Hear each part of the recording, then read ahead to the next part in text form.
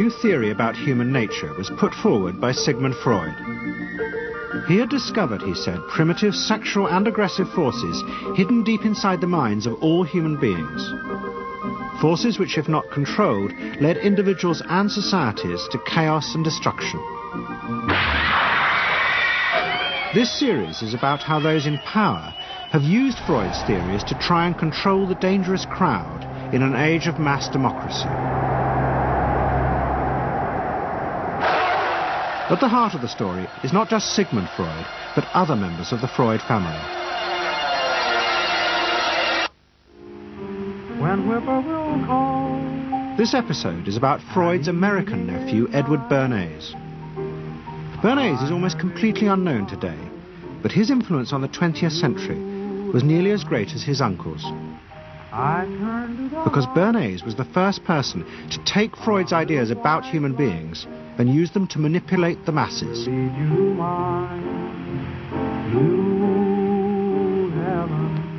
He showed American corporations for the first time how they could make people want things they didn't need by linking mass-produced goods to their unconscious desires.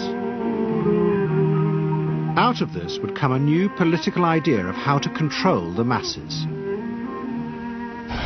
By satisfying people's inner selfish desires, one made them happy and thus docile.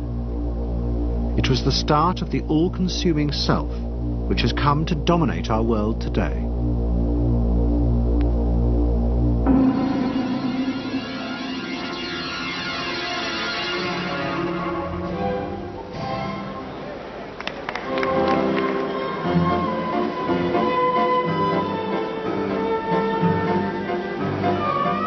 Freud's ideas about how the human mind works have now become an accepted part of society, as have psychoanalysts.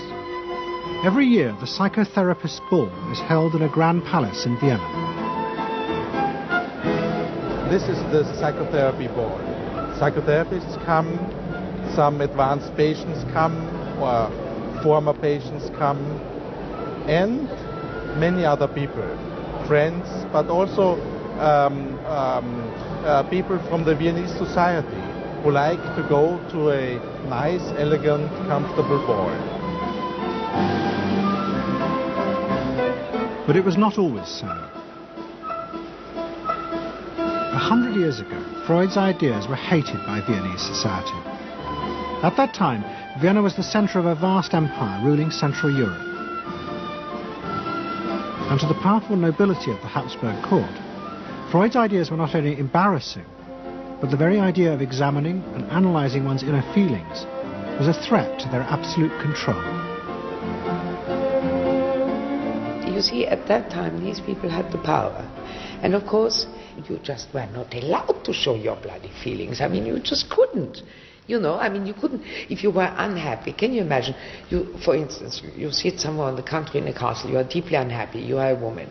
You couldn't go to your maid and cry on her shoulders, or you couldn't go into the village and complain, you know, about your feelings. I mean, you couldn't, it was like selling yourself to somebody. You just couldn't, you know, because they had to respect you.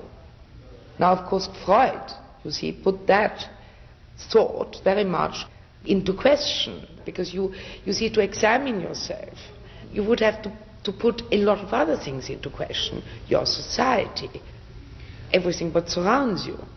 And that wasn't a good thing at that time. Why not? Because your self-created empire, to a certain extent, would have fallen into bits much earlier already. But what frightened the rulers of the empire even more was Freud's idea that hidden inside all human beings were dangerous instinctual drives. Freud had devised a method he called psychoanalysis. By analysing dreams and free association, he had unearthed, he said, powerful sexual and aggressive forces, which were the remnants of our animal past.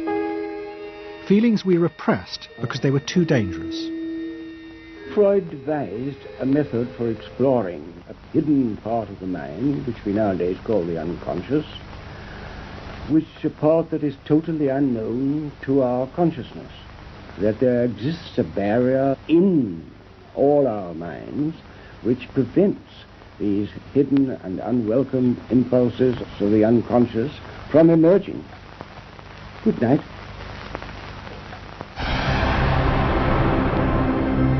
In 1914, the Austro-Hungarian Empire led Europe into war. As the horror mounted, Freud saw it as terrible evidence of the truth of his findings. The saddest thing, he wrote, is that this is exactly the way we should have expected people to behave from our knowledge of psychoanalysis. Governments had unleashed the primitive forces in human beings, and no one seemed to know how to stop them.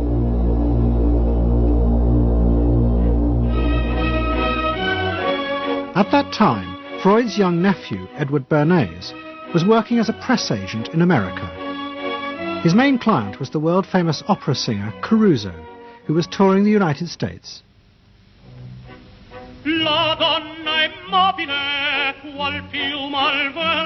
Bernays' parents had emigrated to America 20 years before, but he kept in touch with his uncle and joined him for holidays in the Alps. But Bernays was now about to return to Europe for a very different reason. On the night that Caruso opened in Toledo, Ohio, America announced it was entering the war against Germany and Austria. As a part of the war effort, the US government set up a Committee on Public Information, and Bernays was employed to promote America's war aims in the press. The President, Woodrow Wilson, had announced that the United States would fight not to restore the old empires, but to bring democracy to all of Europe. And Bernays proved extremely skillful in promoting this idea, both at home and abroad. And at the end of the war, he was asked to accompany the President to the Paris Peace Conference. Then, to my surprise, they asked me to go over with Woodrow Wilson to the peace conference.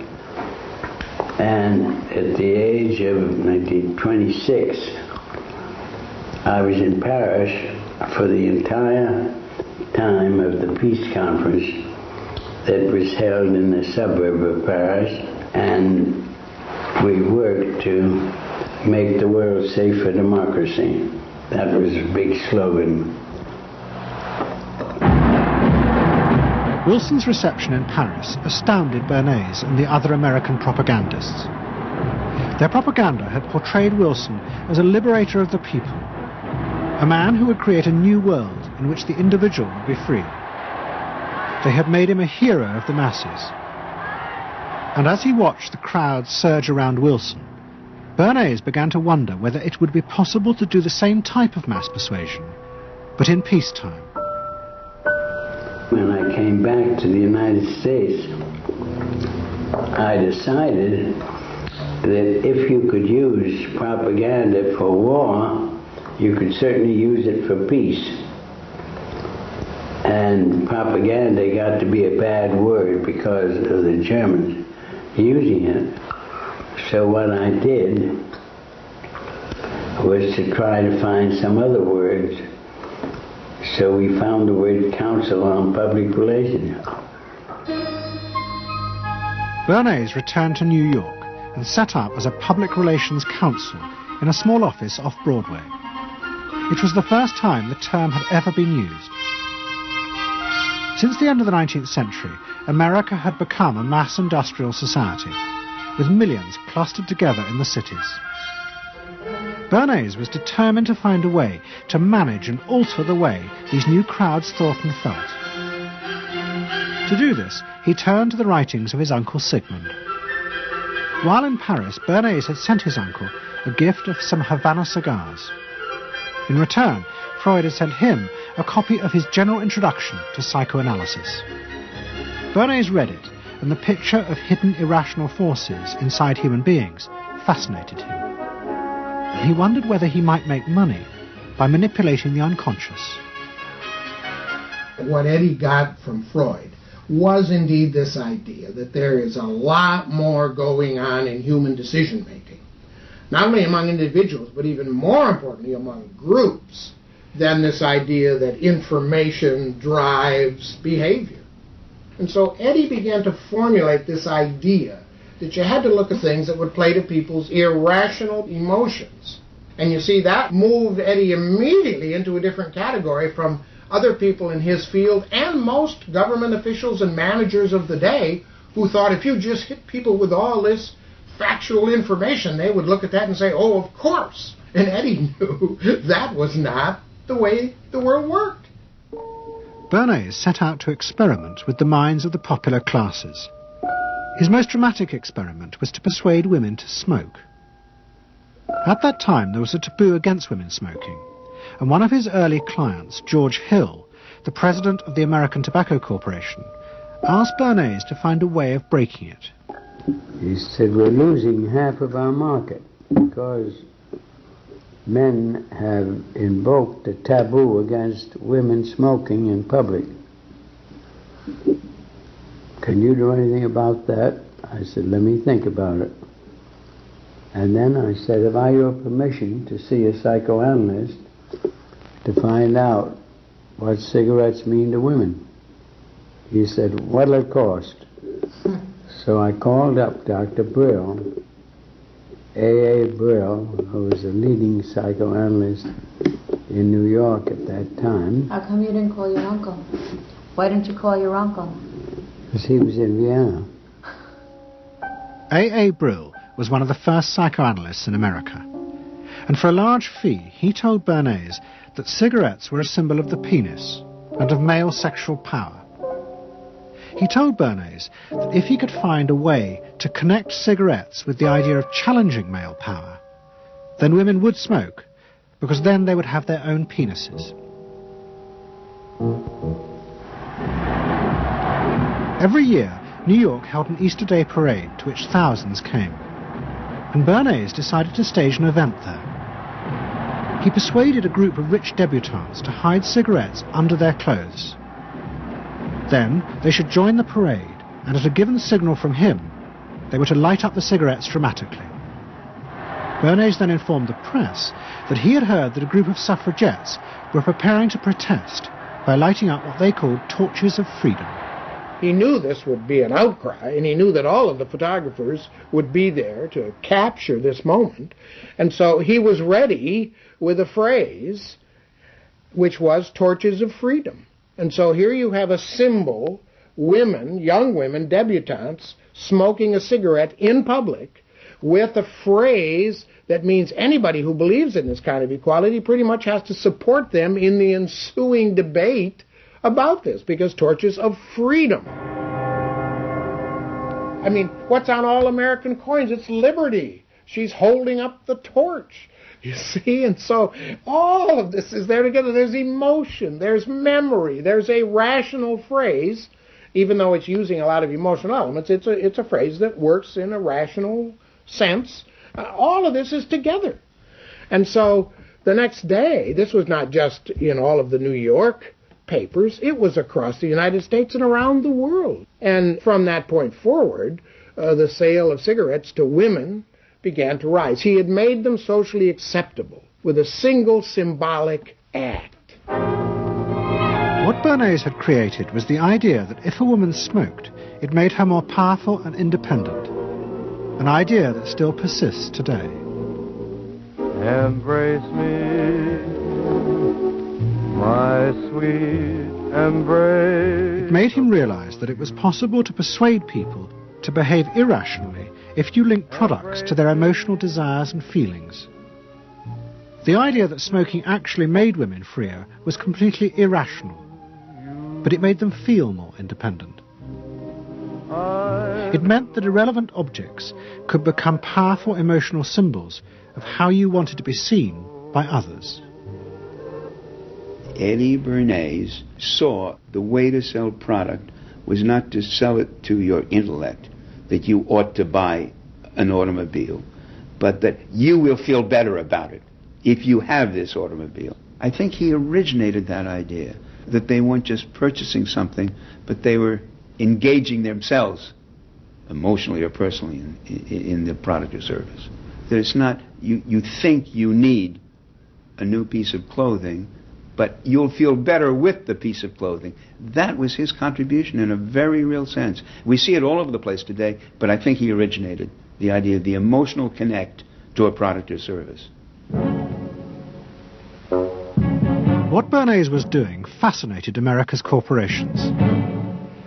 They had come out of the war rich and powerful, but they had a growing worry. The system of mass production had flourished during the war, and now millions of goods were pouring off production lines. What they were frightened of was the danger of overproduction, that there would come a point when people had enough goods and would simply stop buying. Up until that point, the majority of products were still sold to the masses on the basis of need. While the rich had long been used to luxury goods, for the millions of working-class Americans, most products were still advertised as necessities. Goods like shoes, stockings, even cars were promoted in functional terms for their durability. The aim of the advertisements was simply to show people the product's practical virtues, nothing more.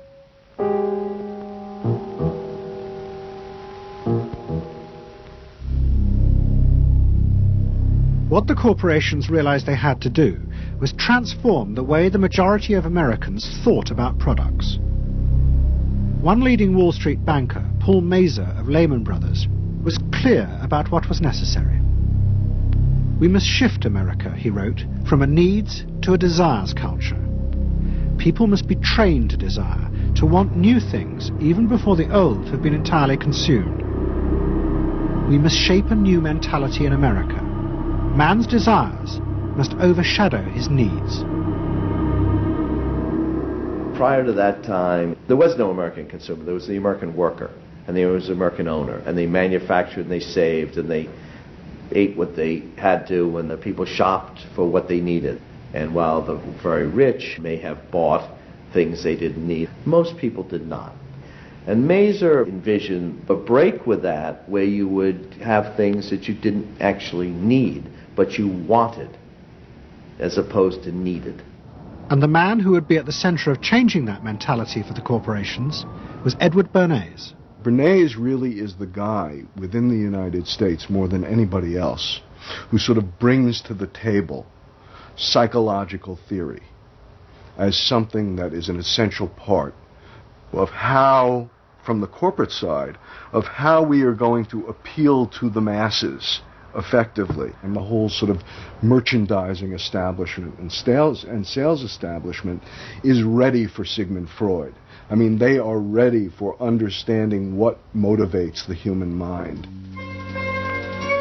And so that there's this real openness to Bernays' techniques being used to sell products to the masses. Beginning in the early 20s, the New York banks funded the creation of chains of department stores across America. They were to be the outlets for the mass-produced goods, and Bernays' job was to produce the new type of customer. Bernays began to create many of the techniques of mass consumer persuasion that we now live with.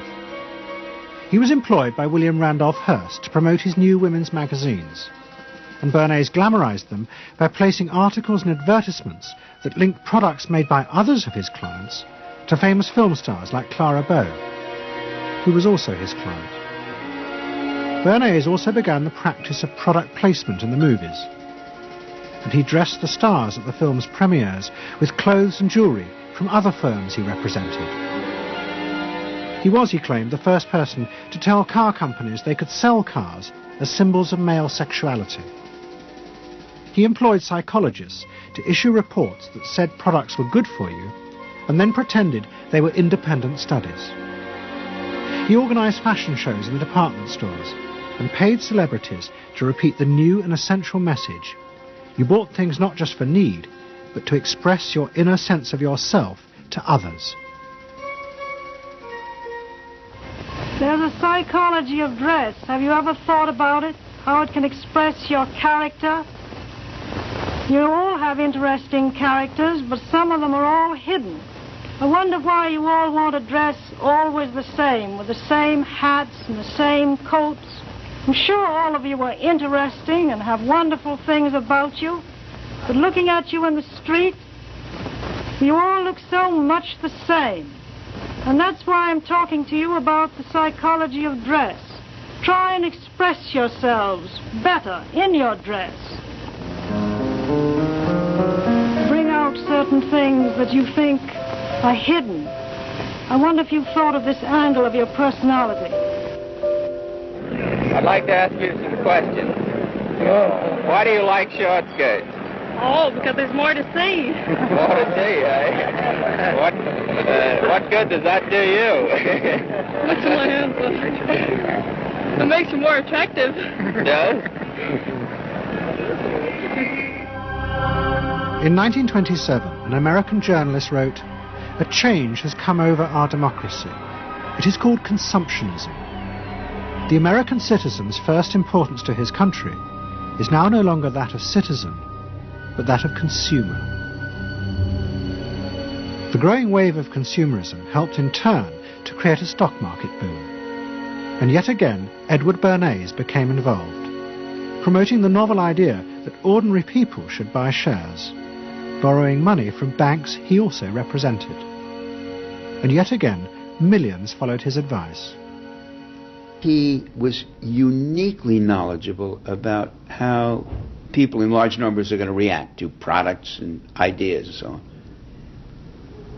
But in political terms, if he were to go out, so I can't imagine that he could get 3 people to stand and listen. Wasn't particularly articulate, was a kind of funny looking, and didn't have any sense of reaching out for people one-on-one. None at all. He didn't think about people in groups of one, thought about people in groups of thousands. So I would have nothing to do with him. Hello? Bernays soon became famous as the man who understood the mind of the crowd. And in 1924, the president contacted him. President Coolidge was a quiet, taciturn man and had become a national joke. The press portrayed him as a dull, humorless figure. Bernays' solution was to do exactly the same as he had done with products. He persuaded 34 famous film stars to visit the White House. And for the first time, politics became involved with public relations. And I lined up these 34 people, and I'd say, "What's your name?" He'd say, "Al Jolson." I'd say, "Mr. President, Al Jolson." Next day, every newspaper in the United States had a front page story. President Coolidge entertains actors at White House. And the Times had a headline which said, "President nearly laughed." And everybody was happy. But while Bernays became rich and powerful in America, in Vienna his uncle was facing disaster. Like much of Europe, Vienna was suffering an economic crisis and massive inflation, which wiped out all of Freud's savings. Facing bankruptcy, he wrote to his nephew for help. Bernays responded by arranging for Freud's works to be published for the first time in America, and began to send his uncle precious dollars, which Freud kept secretly in a foreign bank account. He was Freud's agent, if you will, to get his books published. Well, of course, once the books were being published, Eddie couldn't help himself but promote these books, see that everybody read them, make them controversial, emphasize the fact that, do you know what Freud says about sex and what he says cigarettes are a symbol of, and so on and so forth? How do you suppose all those stories got out? Certainly the academics weren't spreading these around the country. Eddie Bernays was. Then, when Freud became accepted, well then, of course, to go to a client and say, "Well, Uncle Siggy," see, then that had some cachet. But notice there, first Eddie created Uncle Siggy in the U.S., made him acceptable, secondly, and thirdly, then capitalized on Uncle Siggy. Typical Bernays performance. Bernays also suggested that Freud promote himself in the United States. He proposed his uncle write an article for Cosmopolitan, a magazine that Bernays represented, entitled "A Woman's Mental Place in the Home." Freud was furious. Such an idea, he said, was unthinkable. It was vulgar, and anyway, he hated America. Freud was now becoming increasingly pessimistic about human beings. In the mid-20s, he retreated in the summers to the Alps, sometimes staying in an old hotel, the Pension Moritz in Berchtesgaden. It is now a ruin. Freud began to write about group behavior, about how easily the unconscious aggressive forces in human beings could be triggered when they were in crowds. Freud believed he had underestimated the aggressive instincts in human beings. They were far more dangerous than he had originally thought. After World War I, Freud was basically a pessimist. He felt that man is an impossible creature, a very, very sadistic and bad species, and did not believe that man can be improved. Man is a ferocious animal, the most ferocious animal that exists. They enjoy torturing and killing, and he didn't like man. The publication of Freud's works in America had an extraordinary effect on journalists and intellectuals in the 1920s. What fascinated and frightened them was the picture Freud painted of submerged, dangerous forces lurking just under the surface of modern society. Forces that could erupt easily to produce the frenzied mob which had the power to destroy even governments. It was this they believed had happened in Russia. To many, this meant that one of the guiding principles of mass democracy was wrong. The belief that human beings could be trusted to make decisions on a rational basis. The leading political writer, Walter Lippmann, argued that if human beings were in reality driven by unconscious, irrational forces, then it was necessary to rethink democracy. What was needed was a new elite who could manage what he called the bewildered herd. This would be done through psychological techniques that would control the unconscious feelings of the masses. And so here you have Walter Lippmann, probably the most influential political thinker in the United States, who is essentially saying that the basic mechanism of the mass mind is unreason, is irrationality, is animality. He believes that the mob in the street, which is how he sees ordinary people, are people who are driven not by their minds but by their spinal cords. The notion of kind of animal drives, unconscious instinctual drives lurking beneath the surface of civilization. And so they started looking towards psychological science as a way of understanding the mechanisms by which the popular mind works, specifically with the goal of figuring out how to understand how to apply those mechanisms to strategies for social control. Edward Bernays was fascinated by Lippmann's arguments and also saw a way to promote himself by using them. In the 1920s, he began to write a series of books which argued that he had developed the very techniques Lippmann was calling for. By stimulating people's inner desires and then sating them with consumer products, he was creating a new way to manage the irrational force of the masses. He called it the engineering of consent. Democracy, to my father, was a wonderful concept, but I don't think he felt that all those publics out there had reliable judgment, and that they very easily might vote for the wrong man or want the wrong thing, so that they had to be guided from above. It's enlightened despotism in a sense. You appeal to their desires and their unrecognized longings, that sort of thing. That you can tap into their deepest desires or their deepest fears and use that to your own purposes. And then, in 1928, a president came to power who agreed with Bernays. President Hoover was the first politician to articulate the idea that consumerism had become the central motor of American life. After his election, he told a group of advertisers and public relations men, "You have taken over the job of creating desire and have transformed people into constantly moving happiness machines. Machines which have become the key to economic progress." What was beginning to emerge in the 1920s was a new idea of how to run mass democracy. At its heart was the consuming self, which not only made the economy work, but was happy and docile, and so created a stable society. Both Bernays and Littman's concept of managing the masses takes the idea of democracy and it turns it into a palliative.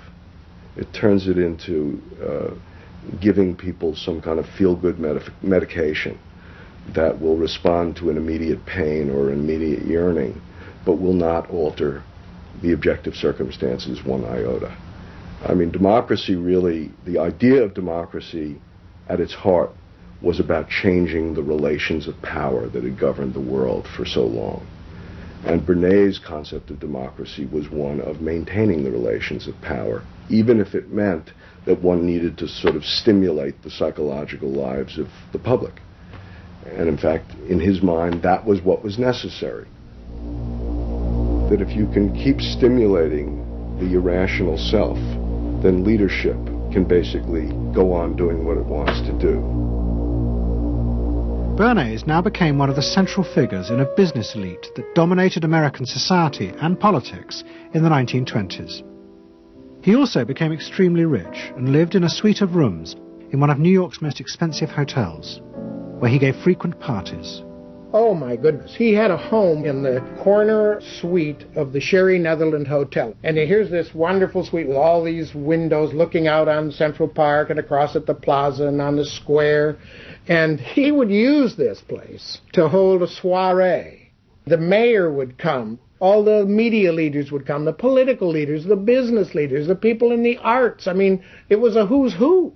People wanted to know Eddie Bernays because, you know, he himself became a sort of a famous man, a sort of a magician who could make these things happen. He knows everybody. He knows the mayor and he knows the senator, and he calls politicians on the telephone as if he did get literally a high or a bang out of doing what he did. And that's fine, but it can be a little hard on the people around you, especially when you make other people feel stupid. People who worked for him were stupid, and children were stupid, and if people did things in a way that he wouldn't have done them, they were stupid. It was a word that he used over and over and over, dope and stupid. And the masses? They were stupid.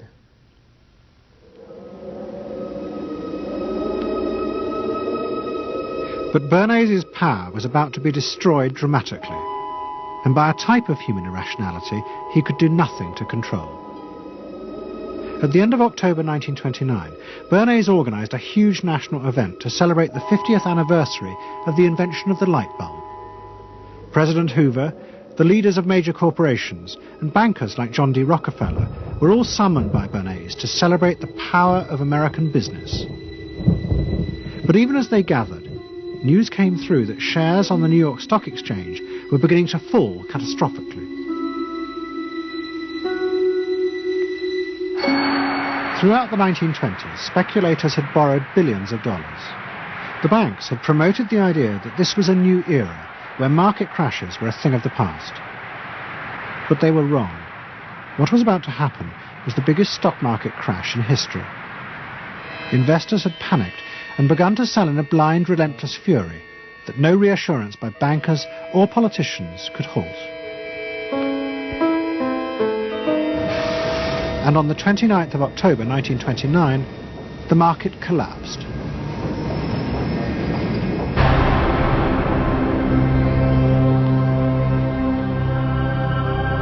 The effect of the crash on the American economy was disastrous. Faced with recession and unemployment, millions of American workers stopped buying goods they didn't need. The consumer boom that Bernays had done so much to engineer disappeared, and he and the profession of public relations fell from favour. Bernays' brief moment of power seemed to be over.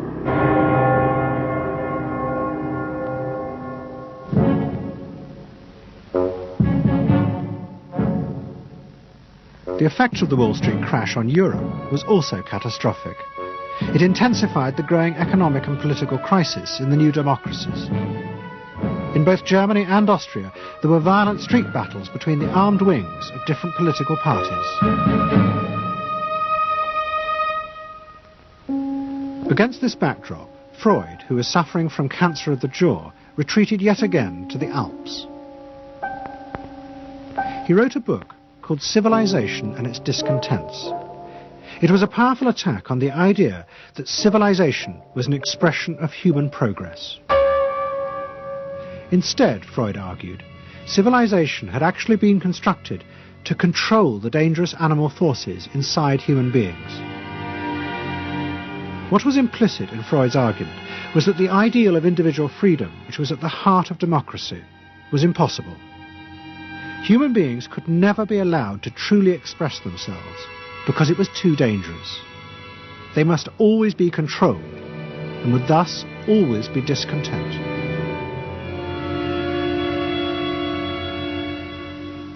Man doesn't want to be civilized, and he is civilization brings discontent, but it is necessary to survival. Otherwise he couldn't survive.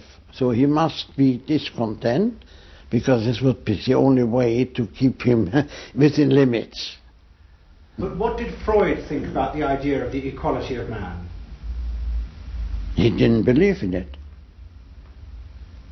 We had 32 parties, and Hitler said, before those parties don't vanish, there is no Germany. That's true. You can't have 32 parties, and so they felt this one person will put an end to this comedy.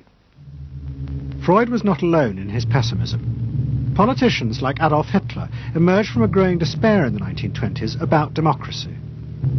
The Nazis were convinced that democracy was dangerous because it unleashed a selfish individualism, but didn't have the means to control it.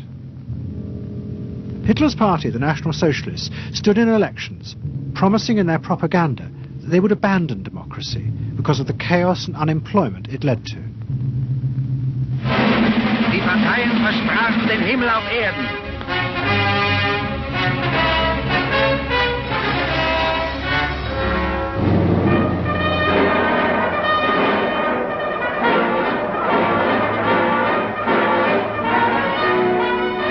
In March 1933, the National Socialists were elected to power in Germany, and they set out to create a society that would control human beings in a different way. One of their first acts was to take control of business. The planning of production would in future be done by the state. The free market was too unstable, as the crash in America had proved. Workers' leisure time was also planned by the state through a new organization called Strength Through Joy. One of its mottos was service, not self.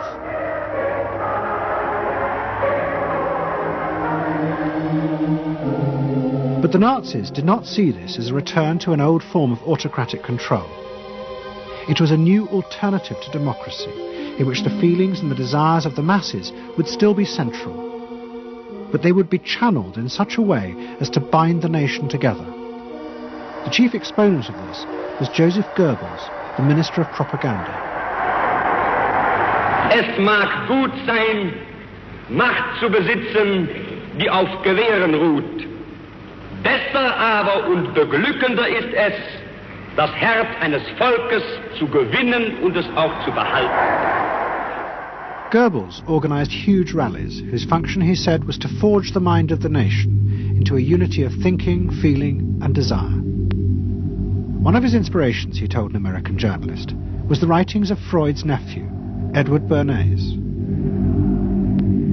In his work on crowd psychology, Freud had described how the frightening irrationality inside human beings could emerge in such groups.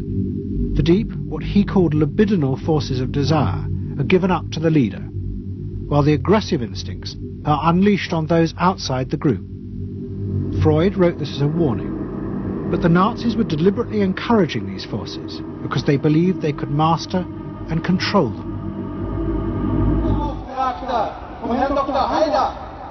Well, Freud was saying that masses are bound by libidinal forces. They love each other and delegate their ideas and their feelings to the chap on top. What are libidinal forces? What are libidinal forces? Well, forces of love. Not hate? No. Hate is delegated to the others outside.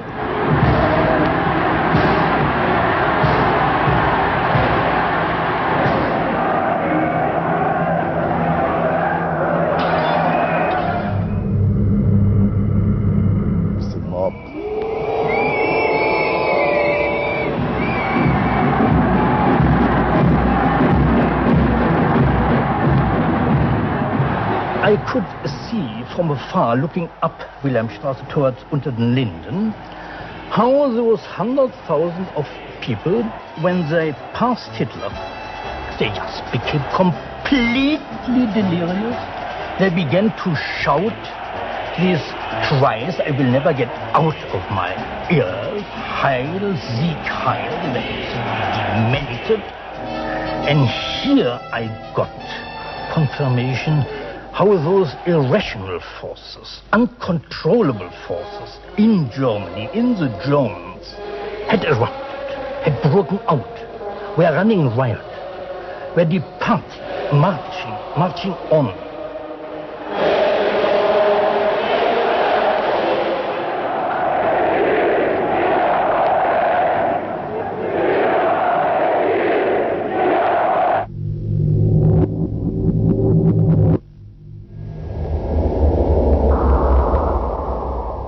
And in America too, democracy was under threat from the force of the angry mob.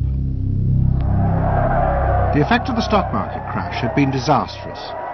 There was growing violence as an angry population took out their frustration on the corporations who were seen to have caused this disaster.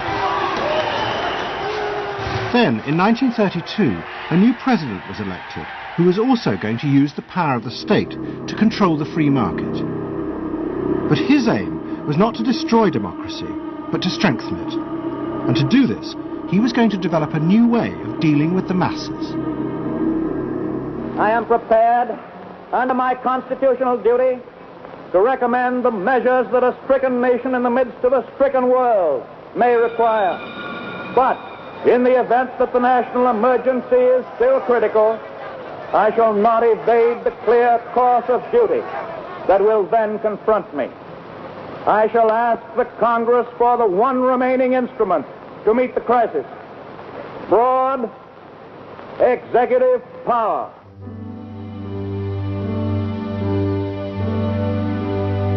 It was the start of what would become known as the New Deal. Roosevelt assembled a group of young technocrats and planners in Washington. He told them that their job was to plan and run giant new industrial projects for the good of the nation.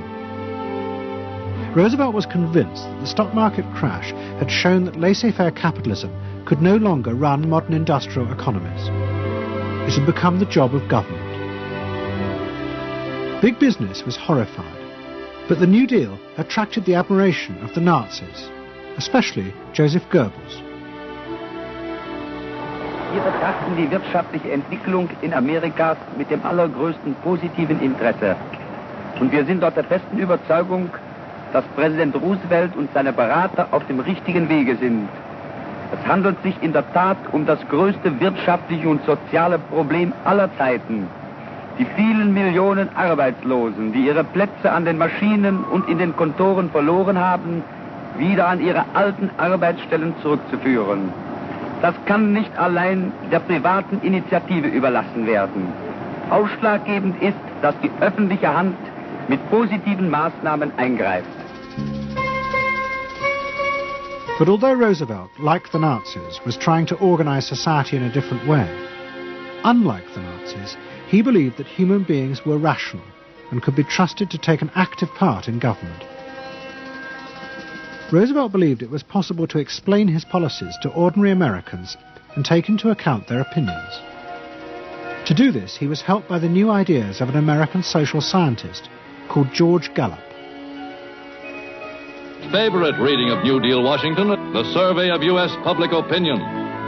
From offices at Princeton, New Jersey, a famed statistician, Dr. George Gallup, tells Washington from week to week what the nation is thinking.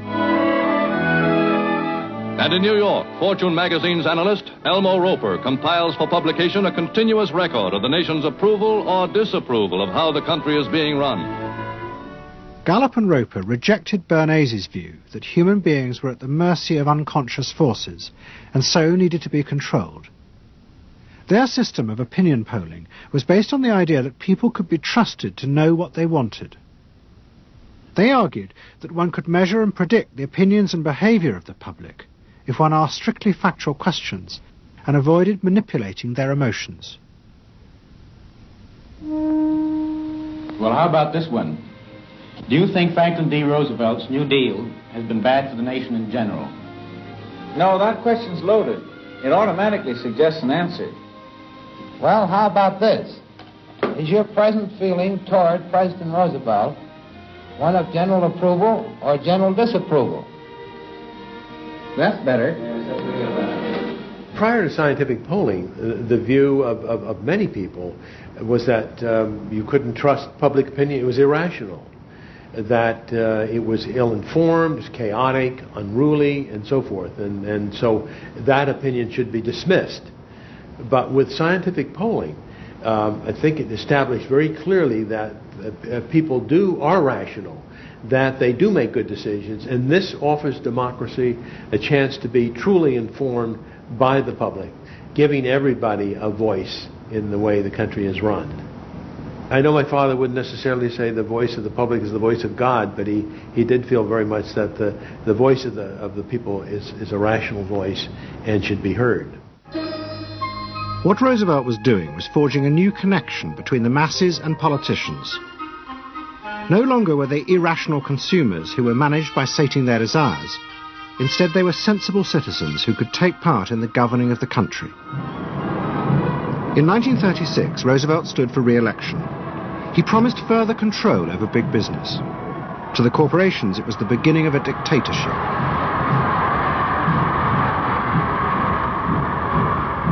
Roosevelt interferes with private enterprise and is running the country into debt for generations to come. The way to get recovery is to let business alone. But Roosevelt was triumphantly re-elected. It looks, my friends, like a real landslide this time. So please let me thank you again and tell you that I hope to see you all very soon and bid you an affectionate good night. Faced with this, business now decided to fight back, to regain power in America. At the heart of the battle would be Edward Bernays and the profession he had invented, public relations. Following that election, business people start to get together and start to carry on discussions, primarily in private, and they start talking to each other about the need to sort of carry on ideological warfare against the New Deal and to sort of reassert the sort of connectedness between the idea of democracy on the one hand and the idea of privately owned business on the other. And so, under the umbrella of an organization which still exists, which is called the National Association of Manufacturers, and whose membership included all of the major corporations of the United States, a campaign is launched explicitly designed to create emotional attachments between the public and big business. It's Bernays' techniques being used on a grand scale. I mean, totally.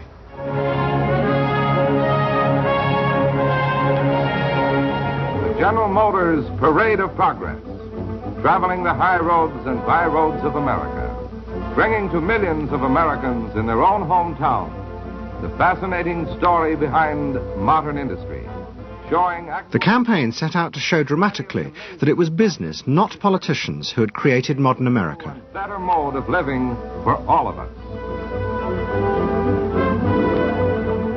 Bernays was an advisor to General Motors, but he was no longer alone. The industry he had founded now flourished as hundreds of public relations advisors organized a vast campaign. They not only used advertisements and billboards, but managed to insinuate their message into the editorial pages of the newspapers. It became a bitter fight.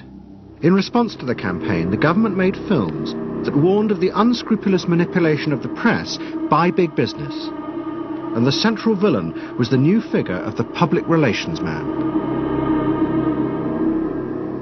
They tried to achieve their ends by working entirely behind the scenes, corrupting and deceiving the public. The aims of such groups may be either good or bad, so far as the public interest is concerned, but their methods are a grave danger to democratic institutions. The films also showed how the responsible citizen could monitor the press themselves. They could create a chart that analysed the reporting for signs of hidden bias. But such earnest instruction was to be no match for the powerful imagination of Edward Bernays. He was about to help create a vision of the utopia that free market capitalism would build in America if it was unleashed. Somewhere over the rainbow, way up. In 1939, New York hosted the World's Fair. Edward Bernays was a central advisor. He insisted that the theme be the link between democracy and American business.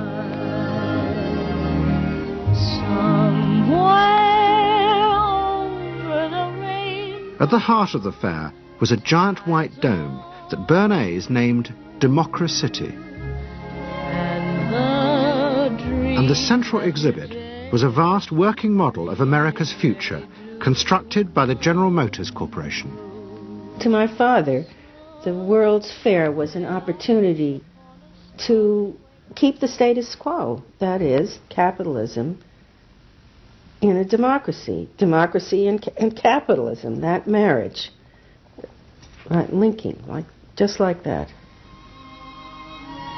He did that by manipulating people and getting them to think that you couldn't have real democracy in anything but a capitalist society, which was capable of doing anything, of creating these wonderful highways, of making, moving pictures inside everybody's house, of telephones that didn't need cords, of sleek roadsters. I mean, it was consumerist, but at the same time, you inferred that in a funny way, democracy and capitalism went together. The World's Fair was an extraordinary success and captured America's imagination. The vision it portrayed was of a new form of democracy, in which business responded to people's innermost desires in a way politicians could never do. But it was a form of democracy that depended on treating people not as active citizens as Roosevelt did, but as passive consumers. Because this, Bernays believed, was the key to control in a mass democracy. It's not that the people are in charge, but that the people's desires are in charge. The people are not in charge. The people exercise no decision-making power within this environment. So democracy is reduced from something which assumes an active citizenry to the idea of the public as passive consumers. Driven primarily by instinctual or unconscious desires, and that if you can in fact trigger those needs and desires, you can get what you want from them. But this struggle between the two views of human beings as to whether they were rational or irrational was about to be dramatically affected by events in Europe. Events that would also change the fortunes of the Freud family. In March 1938, the Nazis annexed Austria. It was called the Anschluss. Hitler arrived in Vienna to an extraordinary outpouring of mass adulation. But even as he drove through the city, behind the scenes, the Nazis were systematically whipping up and unleashing the hatred of the crowd against the enemies of the new Greater Germany. The Anschluss was a kind of explosion of terrible hatred against the enemies, so-called enemies, or whatever they considered enemies, against the Jews totally, and also against a lot of very decent Austrians who had opposed the Nazis in Austria. They said it's legitimate now, you can do what you want, so they did it. Stealing, robbing and killing, I can't say it otherwise. And human depravity, of course, is always very near to normal behavior. It can change very quickly.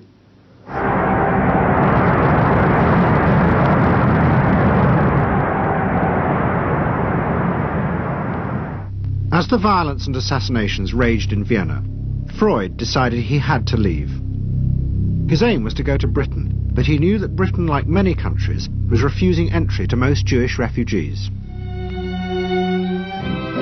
But help came from the leading psychoanalyst in Britain, Ernest Jones. He was in the same ice skating club as the Home Secretary, Sir Samuel Hoare, and Jones persuaded Hoare to issue Freud a British work permit. And in May 1938, Freud, his daughter Anna, and other members of his family set off for London.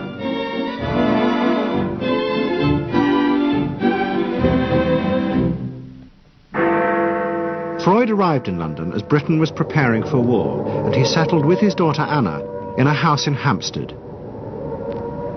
But Freud's cancer was now far advanced, and in September 1939, just 3 weeks after the outbreak of war, he died.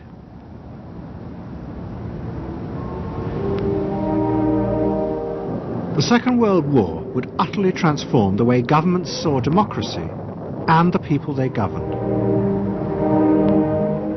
Next week's programme will show how the American government, as a result of the war, became convinced there were savage, dangerous forces hidden inside all human beings, forces that needed to be controlled. The terrible evidence from the death camps seemed to show what happened when these forces were unleashed. And politicians and planners in post-war America would come to believe that hidden under the surface of their own population were the same dangerous forces. And they would turn to the Freud family to help control this enemy within.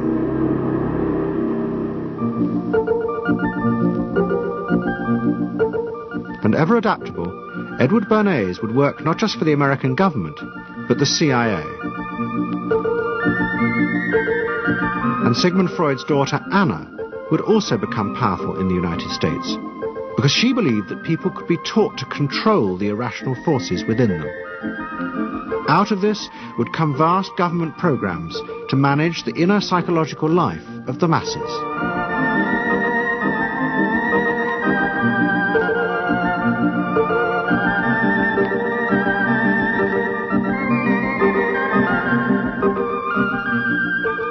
The Century of the Self continues next Sunday night on BBC Two, same time, 8 o'clock.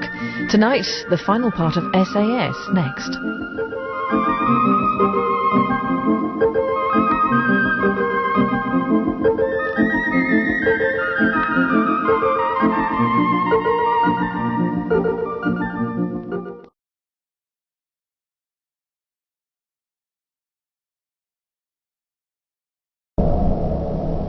Let's say a word about dreams. We all have thoughts which we never knew we had. They are too uncomfortable, too incompatible with our adult self to be remembered. Yet they are often disturbing, rumbling under the surface like lava in a volcano. The dream is the royal road to these thoughts, the royal road to the unconscious. This is the story of how Sigmund Freud's ideas about the unconscious mind were used by those in power in post-war America to try and control the masses. Politicians and planners came to believe that Freud was right to suggest that hidden deep within all human beings were dangerous and irrational desires and fears. They were convinced that it was the unleashing of these instincts that had led to the barbarism of Nazi Germany. To stop it ever happening again, they set out to find ways to control this hidden enemy within the human mind.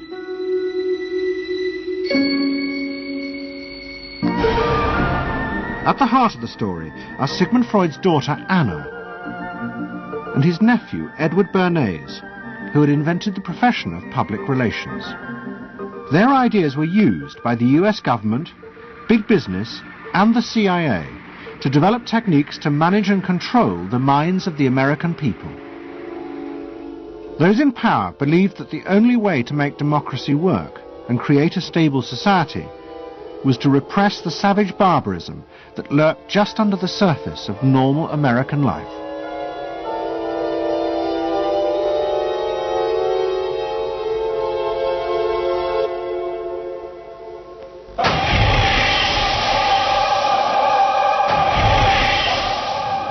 The story begins in the middle of the fierce fighting of the Second World War. As the fighting intensified, the American army was faced by an extraordinary number of mental breakdowns among its troops.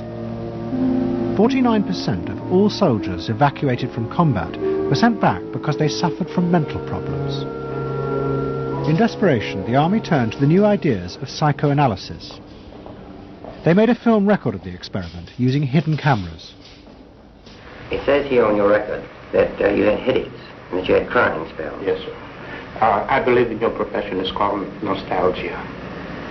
In other words, homesickness. Yes, sir. Mm-hmm. It was induced when, shortly before the war, I received a picture of my sweetheart.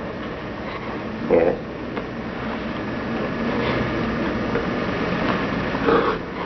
Mm-hmm. I'm sorry, I can't continue. That's all right. It was the first time that anyone had paid such attention to the feelings and anxieties of ordinary people. At the heart of the experiment were a number of refugee psychoanalysts from Central Europe. They worked with American psychiatrists to guide and shape the project. When I first came to America, I worked in the psychiatric service with soldiers trying to rehabilitate them. And I traveled in the train from the East Coast to the West Coast. I was enormously curious what goes on in all of those little towns that the train is passing. After my years in the army, I knew exactly what everybody was doing in the little towns, because I saw so many people who came from there, and I understood their aspirations, their disappointments, and so forth. So it was as if somebody invited me to a privileged tour into the inner soul of America. I'm not doing this deliberately, so please believe me. I do believe you.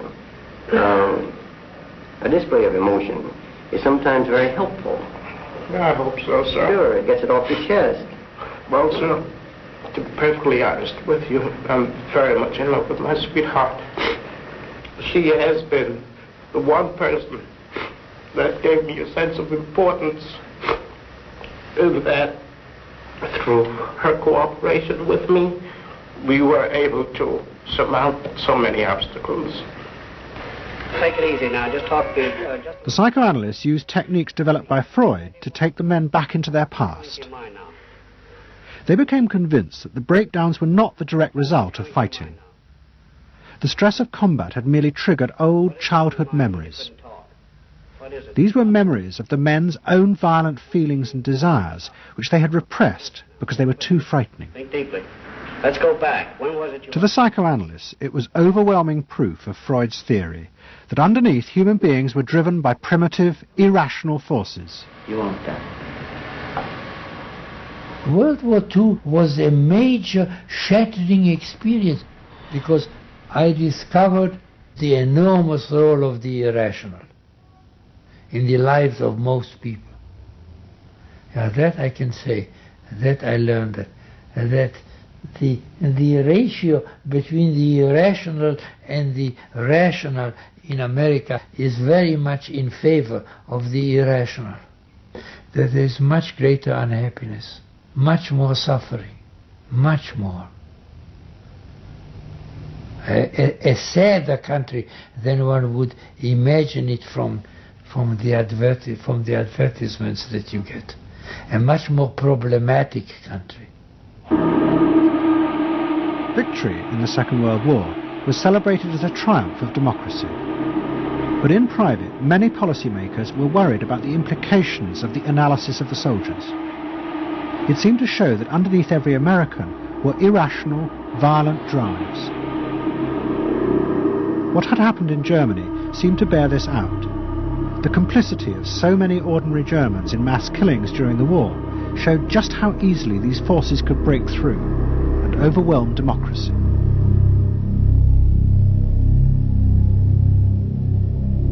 Planners and policymakers had been convinced by their experiences during World War II that human beings could act very irrationally because of this sort of teeming and raw and unpredictable emotionality, the kind of chaos that lived at the base of human personality could, in fact, infect the society, social institutions, to such a point that the society itself would become sick.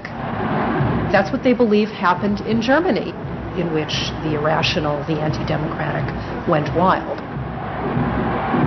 It was a vision of human nature as incredibly destructive, and they were terrified that Americans would in fact behave that way, or were capable of behaving that way, and they wanted to avoid a rerun of that. So what is needed is a human being that can internalize democratic values so that they are not shaken with the storm. And psychoanalysis carried in it the promise that it can be done. It opened up new vistas as to how the inner structure of the human being can be changed so that he becomes a more vital, free supporter and maintainer of democracy. The psychoanalysts were convinced they not only understood these dangerous forces, but they knew how to control them too. They would use their techniques to create democratic individuals, because democracy left to itself failed to do this.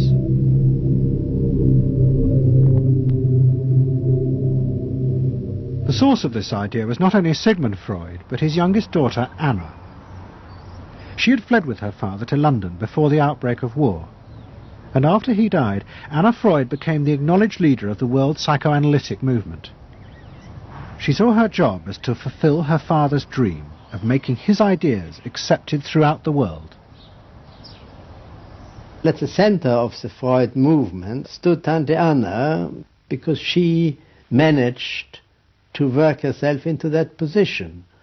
She was recognized as that, and not just because she was a daughter. She worked on that. She was rather forbidding. She was not, to me, a warm person, not an aunt you could kiss or put your arms around. Not at all. And her whole life rotated around the spreading of psychoanalysis. Freud himself had seen the role of psychoanalysis as allowing people to understand their unconscious drives. But Anna Freud believed it was possible to teach individuals how to control these inner forces. She had come to believe this through analysing children, above all the children of her close friend, Dorothy Burlingham. Dorothy Burlingham was an American millionairess who in the 1920s fled a failed marriage and brought her children to Anna Freud in Vienna. They were suffering terrible anxieties and aggression, but Anna Freud was convinced she could free them from this by changing the world around them. She thought that she could come in and into their environment, essentially, because they were children, you see. They didn't have independent lives of their own. She could go talk to the parents or the mother.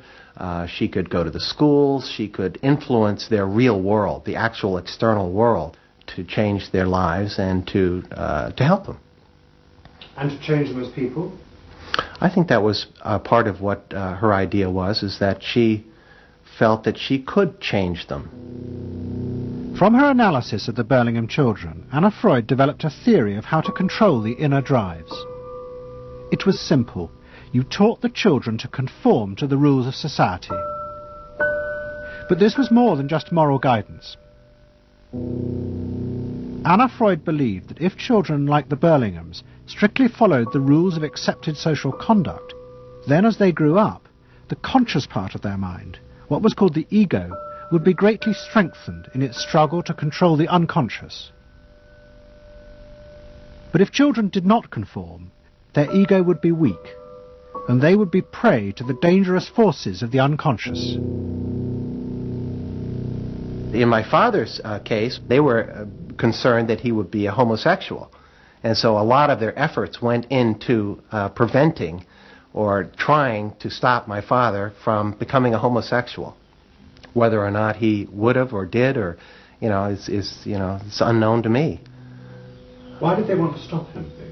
Because they felt it was abnormal. It wasn't a normal way to develop. They wanted to have him develop along lines that society recognized to be normal, because if they didn't, then you're going to be under the control of forces that you don't understand, that you're not even aware of.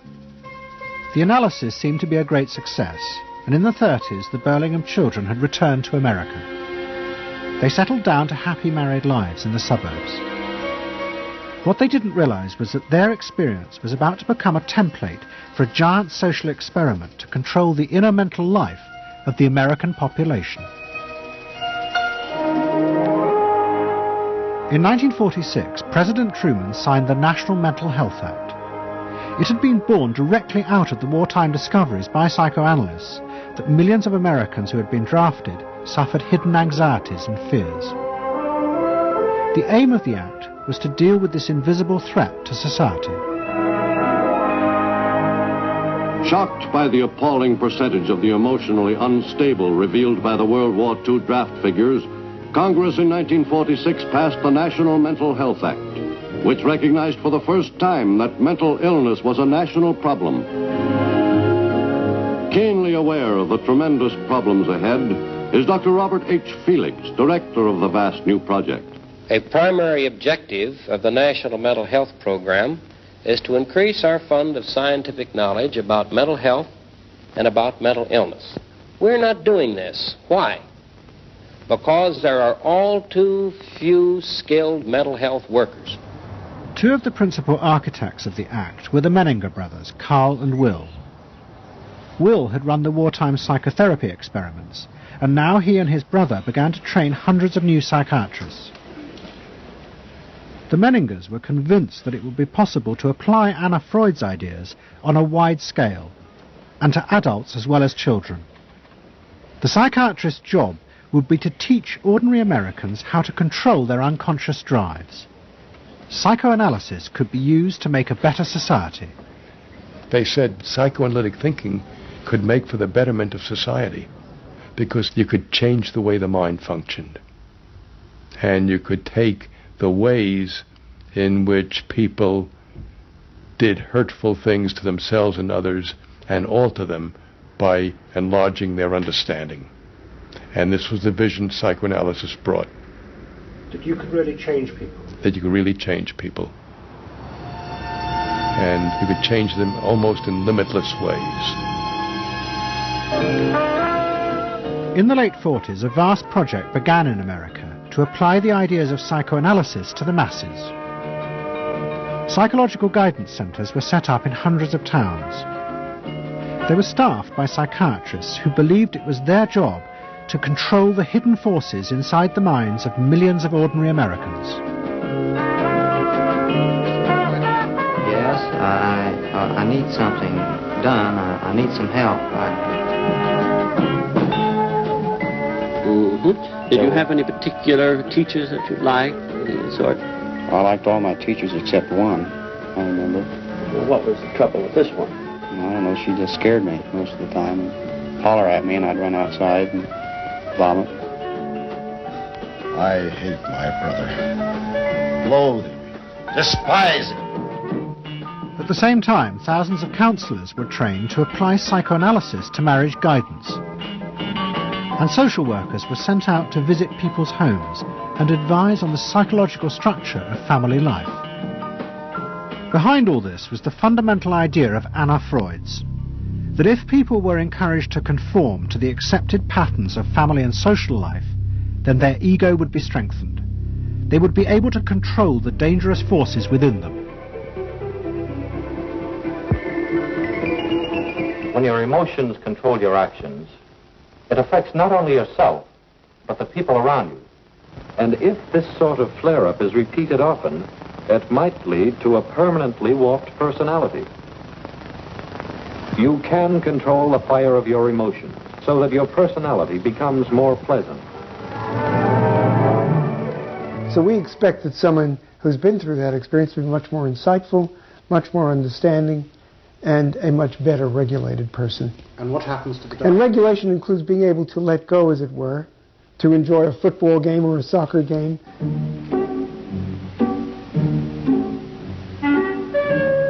A more understanding, yes, rational, but also appropriately emotional person. The regulatory aspects of the human mind would really be in charge.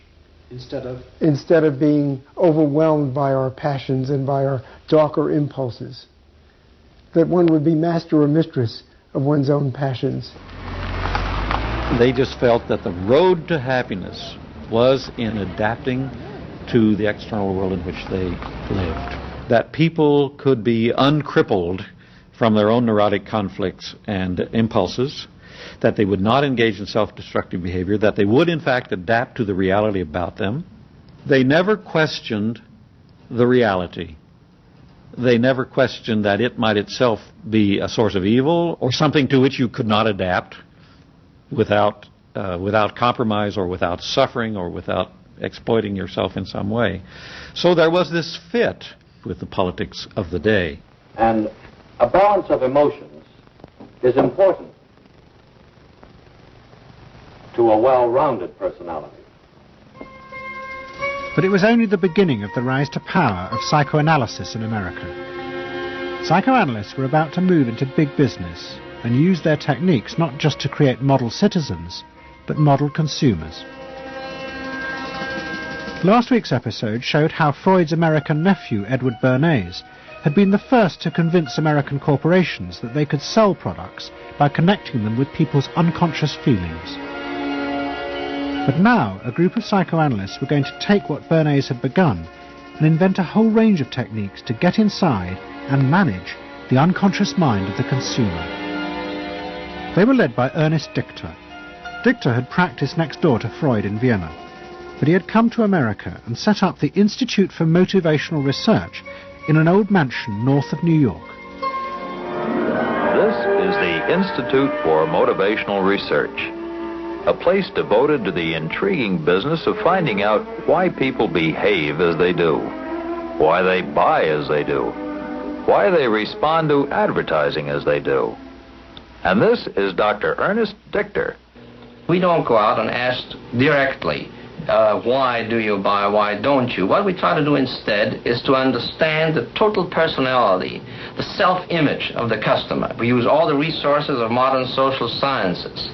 It opens up some stimulating psychological techniques for selling any new product. Like the other psychoanalysts, Dichter believed that American citizens were fundamentally irrational beings. They could not be trusted.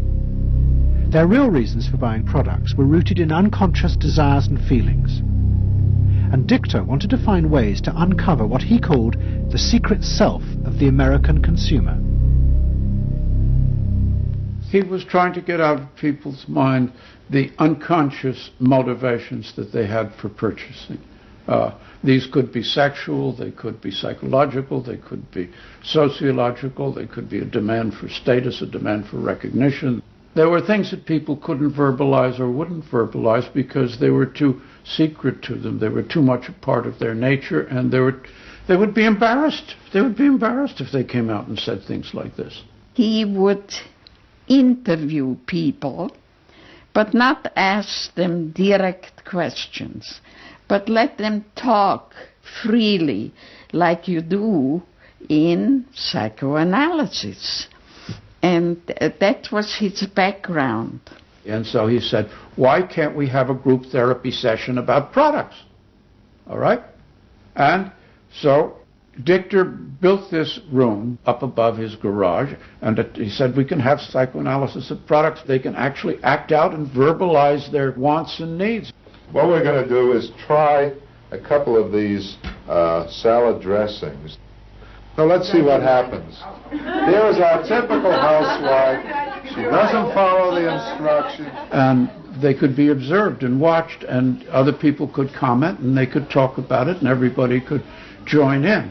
He was the first to do this. This was absolutely the first thing that was ever done. And he had a movie projector up there where you could show advertisements and things like that, and people could react to them. And he invented the whole technique for mining the unconscious about the hidden psychological wants that people had about products. This became the focus group. It worked! Dichter's breakthrough came with a focus group study he did for Betty Crocker Foods. Like many food manufacturers in the early 50s, they had invented a new range of instant convenience foods. But although consumers had told market researchers they would welcome the idea, in fact they were refusing to buy them.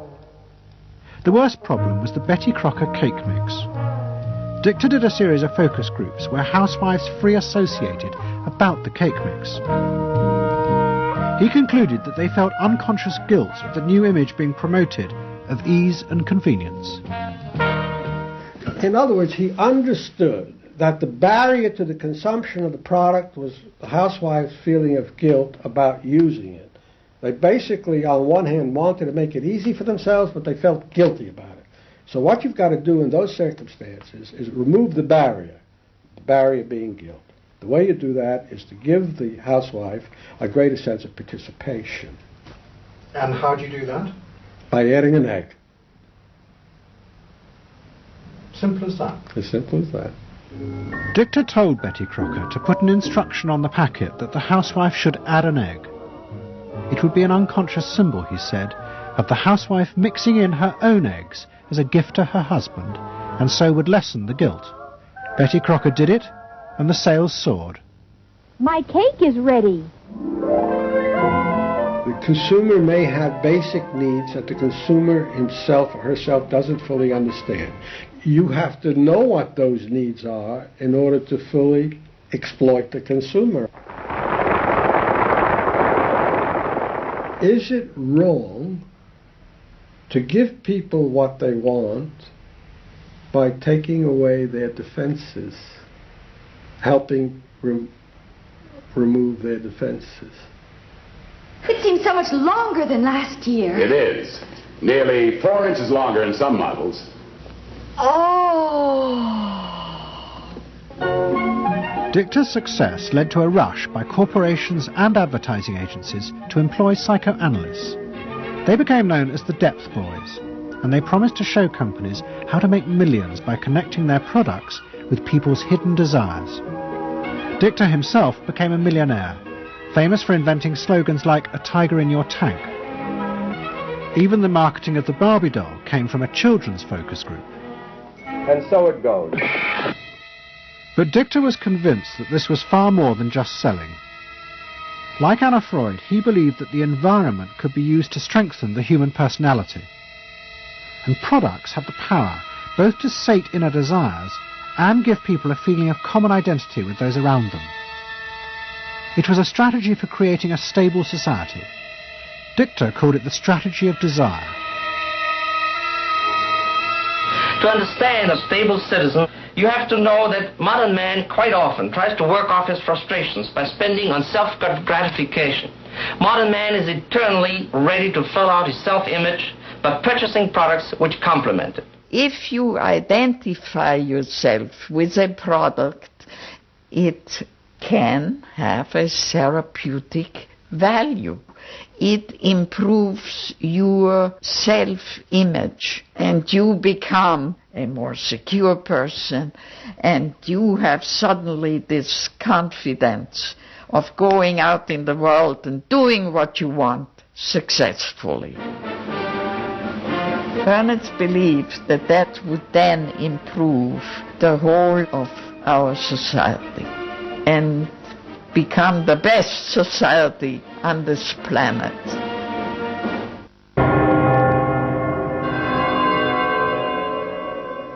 By the early 50s, the ideas of psychoanalysis had penetrated deep into American life. The psychoanalysts themselves became rich and powerful. Many had consulting rooms overlooking Central Park in New York. Politicians and famous writers like Arthur Miller and Tennessee Williams became their patients. They were seeking not just help, but to understand the hidden roots of human behavior. We were sought after. Washington was interested in what we think. You know, the important writers, important politicians were undergoing psychoanalysis. It was, we had waiting lists because there were so many patients that wanted to be analyzed. So it gave us a little bit of a swellhead.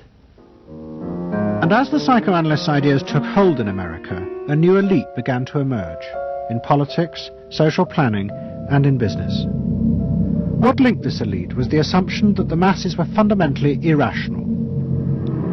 To make a free market democracy like America work, one had to use psychological techniques to control mass irrationality.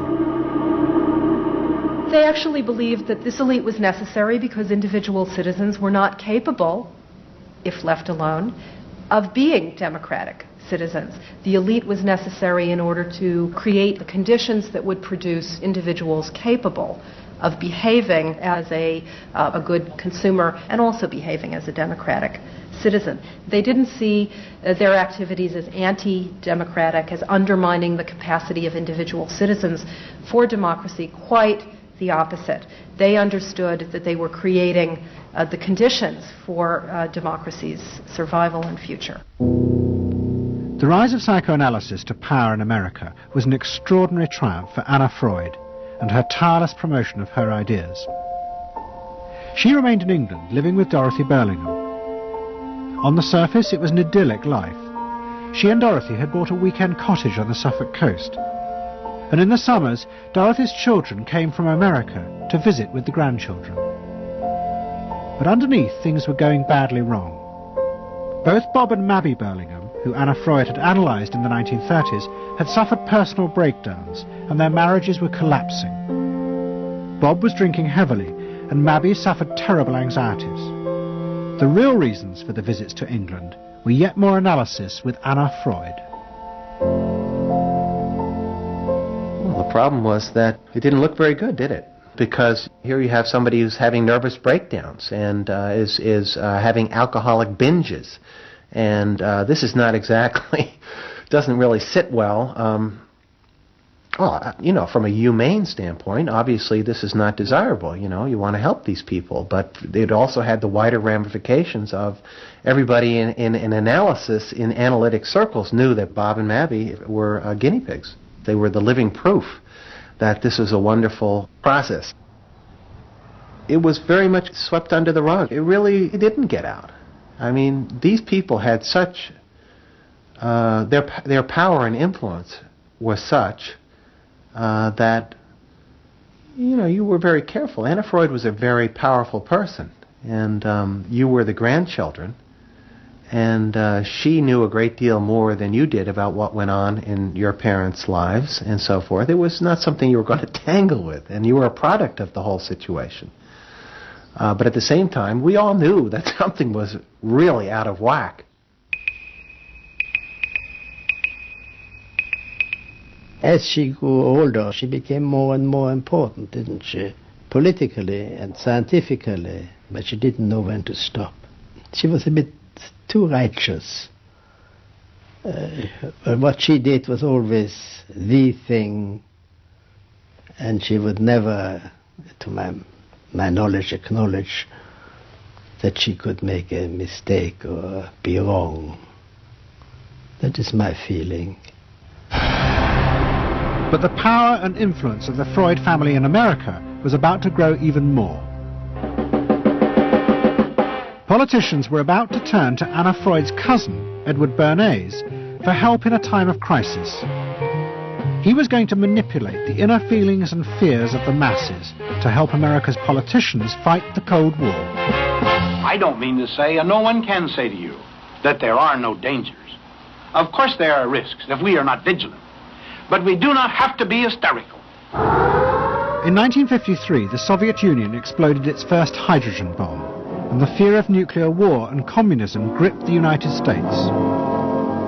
Those in power became concerned about how to reassure the population. Committees were set up and public information films made, appealing for calm in the face of new threats like nuclear fallout. It's the fallacy of devoting 85% of one's worrying capacity to an agent that constitutes only about 15% of an atomic bomb's destroying potential. At this point, Edward Bernays was living in New York. In the 1920s, he had invented the profession of public relations and was now one of the most powerful PR men in America. He worked for most of the major corporations and advised politicians, including President Eisenhower. Like his uncle Sigmund, Bernays was convinced that human beings were driven by irrational forces. The only way to deal with the public was to connect with their unconscious desires and fears. Bernays argued that instead of trying to reduce people's fear of communism, one should actually encourage and manipulate the fear, but in such a way as it became a weapon in the Cold War. Rational argument was fruitless. What my father understood about groups is that they are manipulable, they're malleable, and that you can tap into their deepest desires or their deepest fears and use that to your own purposes. I don't think he felt that all those publics out there had reliable judgment, that they very easily might vote for the wrong man or want the wrong thing, so that they had to be guided from above. One of Bernays' main clients was the giant United Fruit Company. They owned vast banana plantations in Guatemala in Central America.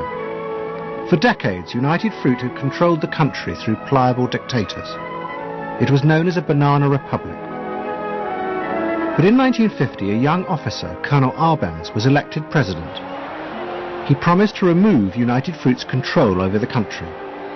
And in 1953, he announced the government would take over much of their land. It was a massively popular move, but a disaster for United Fruit, and they turned to Bernays to help get rid of Arbenz. United Fruit brings in Bernays, and he basically understood that what United Fruit Company had to do was change this from being a popularly elected government that was doing some things that were good for the people there into this being very close to the American shore, a threat to American democracy, that it being at a time in the Cold War when Americans responded to issues of the Red Scare and what communism might do, he was trying to transform this and brilliantly did transform it into an issue of a communist threat very close to our shores, taking United Fruit again as a commercial client out of the picture and making it look like a question of American democracy, American values being threatened. In reality, Arbenz was a democratic socialist with no links to Moscow.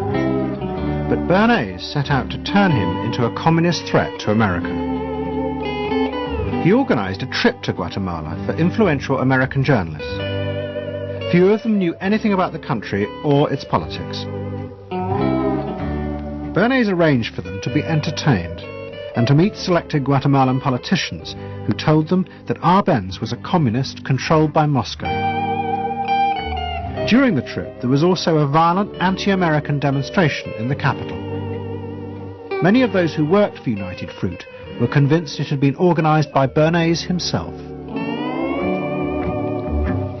He also created a fake independent news agency in America called the Middle American Information Bureau. It bombarded the American media with press releases saying that Moscow was planning to use Guatemala as a beachhead to attack America. All of this had the desired effect. In Guatemala, the Jacob Arbenz regime became increasingly communistic after its inauguration in 1951. Communists in the Congress and high governmental positions controlled major committees, labor and farm groups, and propaganda facilities. They agitated and led in demonstrations against neighboring countries and the United States. What was profoundly new in terms of what Bernays did is he took this menace to our backyard in Guatemala. For the first time, we saw Reds a couple hundred miles from New Orleans who Eddie Bernays had us believing were a true threat to us, that it was going to be a Soviet outpost in our backyard. But what Bernays was doing was not just trying to blacken the Arbenz regime. He was part of a secret plot. President Eisenhower had agreed that America should topple the Arbenz government, but secretly. The CIA were instructed to organize a coup. Working with the United Fruit Company, the CIA trained and armed a rebel army and found a new leader for the country called Colonel Armas. The CIA agent in charge was Howard Hunt, later one of the Watergate burglars. What we wanted to do was have a terror campaign to terrify Arbenz particularly, terrify his troops, much as the German Stuka bombers terrified the population of Holland, Belgium, and Poland at the onset of World War II, and just rendered everybody paralyzed. As planes flown by CIA pilots dropped bombs on Guatemala City, Edward Bernays carried on his propaganda campaign in the American press. He was preparing the American population to see this as the liberation of Guatemala by freedom fighters for democracy. He totally understood that the coup would happen when the public and the press, when conditions in the public and the press allowed for a coup to happen, and he created those conditions. He was totally savvy in terms of just what he was helping create there in terms of this overthrow. But ultimately he was reshaping reality, reshaping public opinion in a way that's undemocratic and manipulative. On June the 27th, 1954, Colonel Arbenz fled the country, and Armas arrived as the new leader. Within months, Vice President Nixon visited Guatemala. In an event staged by United Fruit's PR department, he was shown piles of Marxist literature that had been found, it was said, in the presidential palace. This is the first time in the history of the world that the communist government has been overthrown by the people. And for that we congratulate you and the people of Guatemala for the support they have given. And we are sure that under your leadership, supported by the people whom I have met by the hundreds on my visit to Guatemala, that Guatemala is going to enter a new era in which there will be prosperity for the people together with liberty for the people. Thank you very much for allowing us to see this exhibit of communism in Guatemala. You're welcome. And for dinner, see what Mother has for dessert. Banana gingerbread shortcake. Just another of the many tempting ways in which this nutritious fruit can be prepared. So now that you've seen where bananas come from before they reach your table, our journey to Banana Land is ended. We hope you enjoyed the trip. We know you like bananas. Bernays had manipulated the American people, but he had done so because he, like many others at the time, believed that the interests of business and the interests of America were indivisible, especially when faced with the threat of communism. But Bernays was convinced that to explain this rationally to the American people was impossible, because they were not rational. Instead, one had to touch on their inner fears and manipulate them in the interests of a higher truth. He called it the engineering of consent. He was doing it for the American way of life, and to which he was devoted, sincerely devoted, and yet he felt the people were really pretty stupid. And that's the paradox.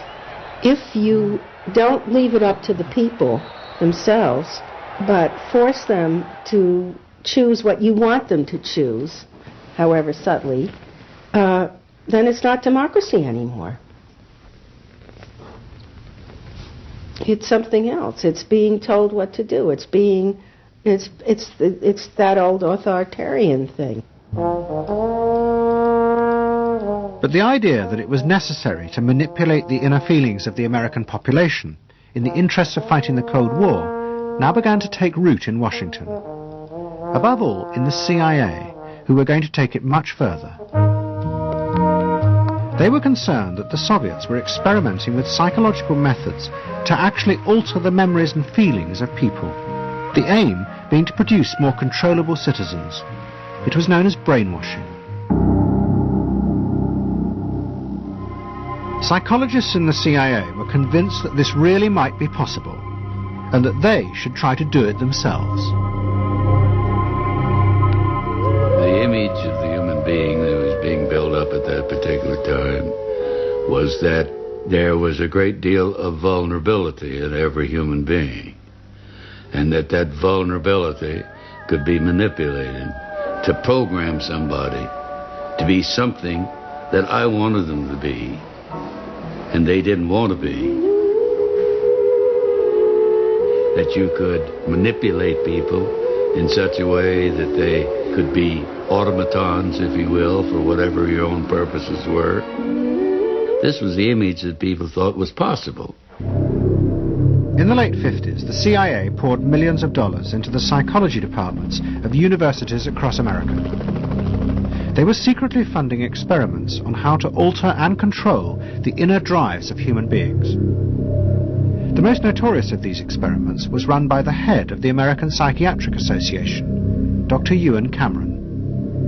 Like many psychiatrists at that time, Cameron was convinced that inside human beings were dangerous forces which threatened society. But he believed that it was possible not just to control these forces, but actually remove them.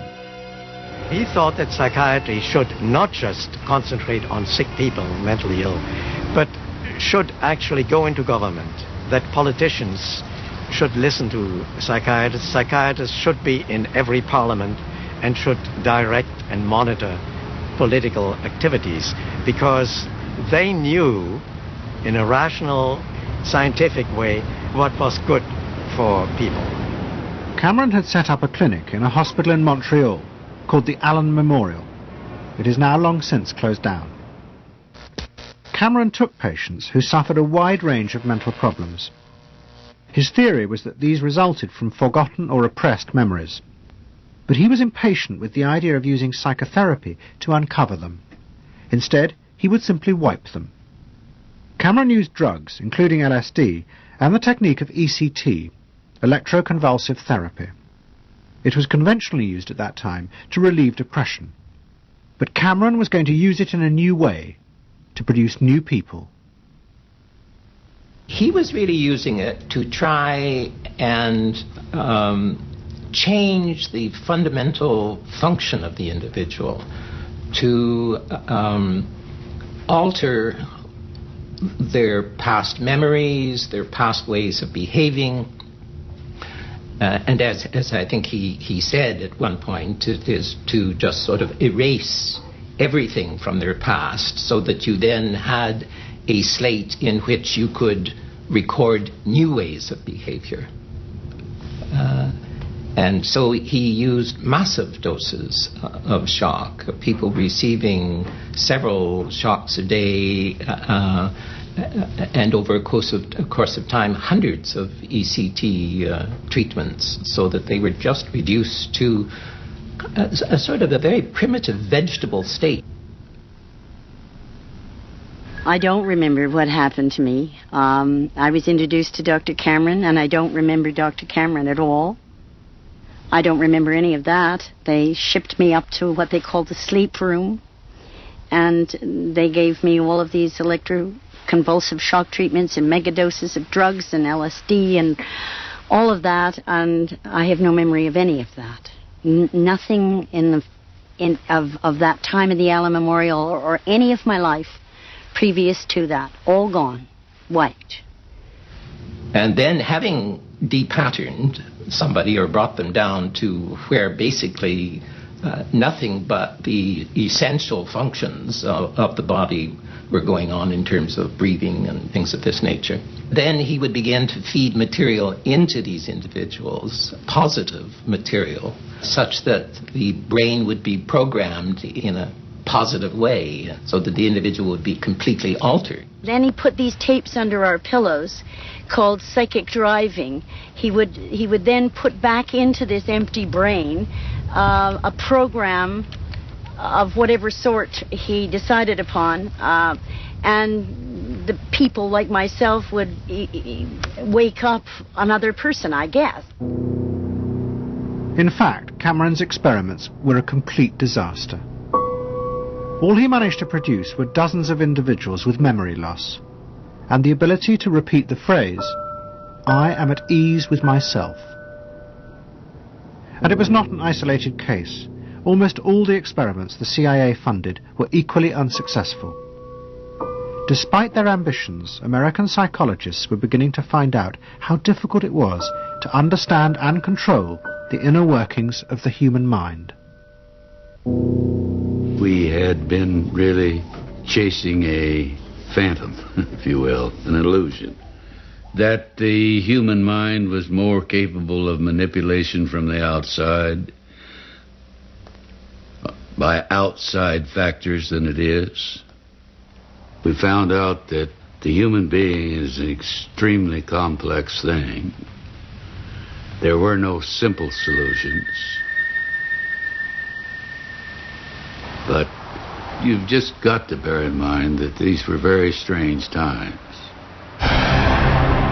The psychoanalysts had come to power in America because of their theory that they knew how to control the dangerous forces inside human beings. But now the psychoanalysts were about to face a high-profile failure that would lead people to begin questioning the very basis of their ideas. It began in Hollywood. The film industry had become fascinated by psychoanalysis, and Anna Freud was a powerful influence on dozens of analysts in Los Angeles. They treated film stars, directors, and studio bosses. Anna Freud's closest friend was the most sought after of all, Ralph Greenson.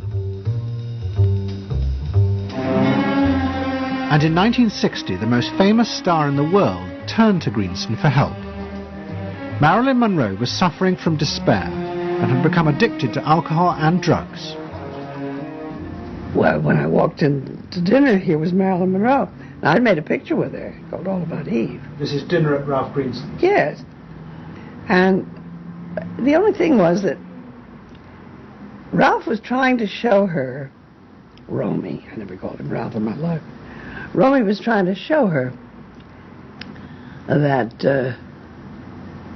the way a family life ought really to be. So we were walking the dog after us. I said, "What the hell are you doing here?" I said, "You never asked me to dinner." And he said, "You weren't that sick." And I said, "Oh, no." He said, "The point is just this child has no frame of reference. In other words, she doesn't know what the goal is." What Greenson did was follow Anna Freud's theory. If Marilyn Monroe could be taught to conform to what society considered a normal pattern of life, that would help her ego control her inner destructive urges. But Greenson pushed it to an extreme. He persuaded Monroe to move into a house nearby that was decorated like his own. He then took her into his own family life, and he, his wife, and his daughter played at being Monroe's own family. Greenson himself would become the model of conformity. And so this someone whom she regarded as important and whom she idealized, if he turned out to be a very gratifying father figure, her ego would benefit from that. That was the theory. His wife and children, everyone was involved, yeah. They were strengthening the person. They were strengthening the mind. They were strengthening the agent that controls inner life against adversity, against insufficiency, against too much frustration. So that Marilyn Monroe would no longer be a helpless person looking for love. She'd have enough love. But despite all his efforts, Greenson was unable to help Marilyn Monroe. On August the 5th, 1962, she committed suicide in her house. The suicide shocked many in the analytic community, including Anna Freud. And high-profile figures in American life, who had previously been enthusiasts for psychoanalysis, now began to question why psychoanalysis had become so powerful in America. Was it really because it benefited individuals? Or had it in fact become a form of constraint in the interests of social order? The critics included Monroe's ex-husband, Arthur Miller. My argument with so much psychoanalysis is the preconception that suffering is a mistake, or a sign of weakness, or a sign even of illness, when in fact, possibly the greatest truths we know have come out of people's suffering. That the problem is not to undo suffering or to wipe it off the face of the earth, but to make it inform our lives, instead of trying to cure ourselves of it constantly and avoid it, and avoid anything but that lobotomized sense of what they call happiness. There's too much of an attempt, it seems to me, to think in terms of controlling man rather than freeing him, of defining him rather than letting him go. Mm-hmm. And it's part of the whole ideology of this age, which is power mad. Hey, have you heard about the crazy new way to send a message today? It's flashed on a screen, too quick to see, but still you get it subliminally.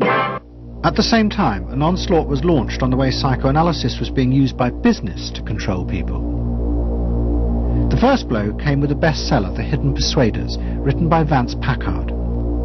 It accused psychoanalysts of reducing the American people to emotional puppets, whose only function was to keep the mass production lines running. They did this by manipulating people's unconscious desires to create longings for ever new brands and models. They had turned the population into unwitting participants in the system of planned obsolescence. The second blow came from an influential philosopher and social critic, Herbert Marcuse. He had been trained in psychoanalysis.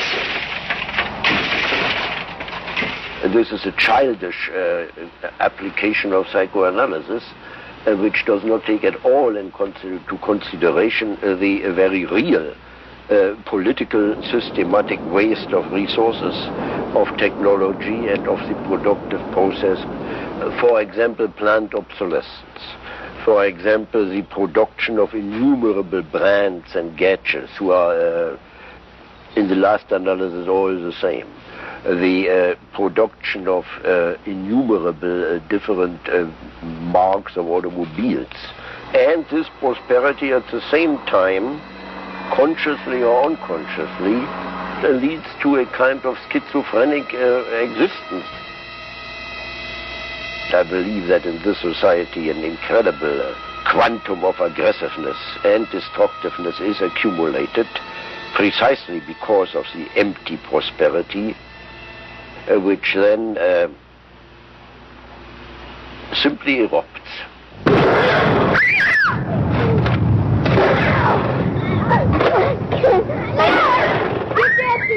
Marcuse's argument was not simply that psychoanalysis had been used for corrupt purposes. It was more fundamental. Marcuse said that the very idea that you needed to control people was wrong. Human beings did have inner emotional drives, but they were not inherently violent or evil. It was society that made these drives dangerous by repressing and distorting them. Anna Freud and her followers had increased that repression by trying to make people conform to society. In so doing, they made people more dangerous, not less. Marcuse challenged that social world, and he said that's a world that should not be adapted to. And in fact, what the individual was adapting to was corrupt and evil and corrupting. In other words, he switched the source of evil from inward conflict to the society itself. That the sickness of society lay at the societal level, not at the sickness of human beings in it. And if people did not challenge that, then they were, in fact, submitting to evil. Modern psychology has a word that is probably used more than any other word in psychology. It is the word maladjusted. It is the ringing cry of modern child psychology, maladjusted. Now, of course, we all want to live the well-adjusted life in order to avoid neurotic and schizophrenic personalities. But as I move toward my conclusion, I would like to say to you today, in a very honest manner, that there are some things in our society and some things in our world for which I'm proud to be maladjusted. And I call upon all men of goodwill to be maladjusted to these things until the good society is realized. I must honestly say to you that I never intend to adjust myself through racial segregation and discrimination. I never intend to adjust myself to religious bigotry. I never intend to adjust myself to economic conditions that will take necessities from the many to give luxuries to the few and leave millions of God's children smothering in an airtight cage of poverty in the midst of an affluent society. The political influence of the Freudian psychoanalysts was over. Instead, they were now accused of having helped to create a repressive form of social control. Anna Freud and Dorothy Burlingham lived on in Sigmund Freud's old house in London. In 1970, Dorothy's son Bob died of alcoholism. And in 1973, his sister Mabby returned for yet more analysis with Anna Freud. She went back for more analysis. She was living at 20 Marisville Gardens in the Freud house, as I guess she did when she wasn't with her husband, and she committed suicide. She took an overdose of sleeping pills. In Freud's own house? In Freud's own house, right.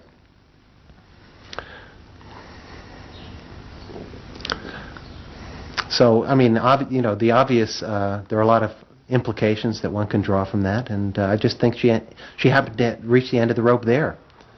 Although it would seem to be a very pointed act. Obviously, suicide is a very politicized act, and to do it in Sigmund Freud's own house is certainly different from doing it in Riverdale back in New York.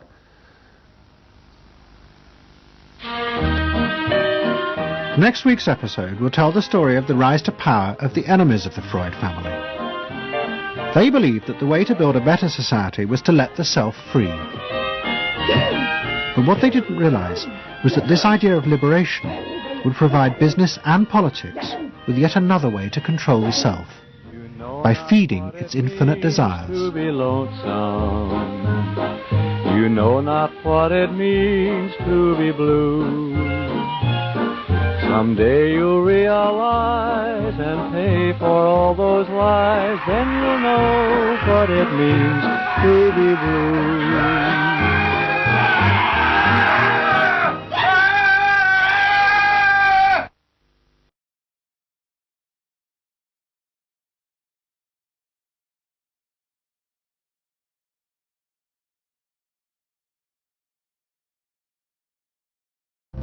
Don't settle for anything less than you can be. Make your life a masterpiece. This is a series about how Sigmund Freud's ideas about the unconscious mind have been used by those in power to control the masses in an age of democracy. Last week's episode showed how Freud's ideas spread throughout America in the 1950s. They were promoted by his daughter Anna and by Freud's nephew, Edward Bernays, who invented public relations. He brought Freud's theories into the heart of advertising and marketing. A man like you, I mean, with a car like this. What they both believed was that underneath all human beings was a hidden, irrational self, which needed to be controlled, both for the good of individuals and the stability of society. But the Freuds were about to be toppled from power by opponents who said they were wrong about human nature. The inner self did not need to be repressed and controlled. It should be encouraged to express itself.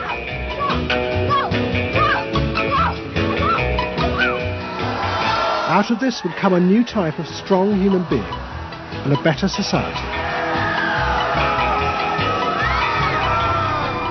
But what in fact emerged from this revolution was the very opposite. An isolated, vulnerable, and above all greedy self, far more open to manipulation by both business and politics than anything that had gone before. Those in power would now control the self, not by repressing it, but by feeding its infinite desires.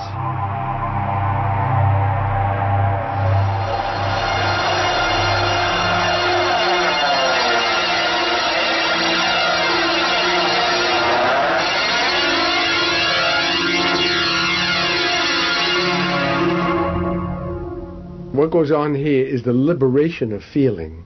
In other words, feelings, not just memories, that have been suppressed. For example, screaming, crying, anger. You get a person who's really angry, and they're going to let it out. No! No, I could kill you. I'm an old man. Listen, I can't get all the strength into this that young people would get if they have those feelings. That wasn't bad. In the 1950s, a small group of renegade psychoanalysts began a new form of therapy. They worked in small rooms in New York City and encouraged their patients to express their feelings openly. I want help. I do. I want help. It was a direct attack on the ideas of the Freudian psychoanalysts, who had become rich and powerful, teaching Americans how to control their feelings. In Freud's work, you see, they were afraid of the feelings. They believed that what they wanted was contained people, very proper, doing the right thing and living a proper life. That's what they wanted. But not an intense emotional life. Freud wasn't emotional himself. I mean, he's an intellect, Freud. I was an intellect too, I know, but I'm also more than that now. The leader of this group was a man hated by Freud and his family. He was called Wilhelm Reich. Reich lived an isolated life in a house he had built for himself in remote mountains near the Canadian border. Reich originally had been a devoted disciple of Freud's in Vienna in the 1920s. But he had challenged Freud over the fundamental basis of psychoanalysis. Freud argued that at heart, human beings were still driven by primitive animal instincts. The job of society was to repress and control these dangerous forces. Reich believed the complete opposite. The unconscious forces inside the human mind, he said, were good. It was their repression by society that distorted them. That was what made people dangerous.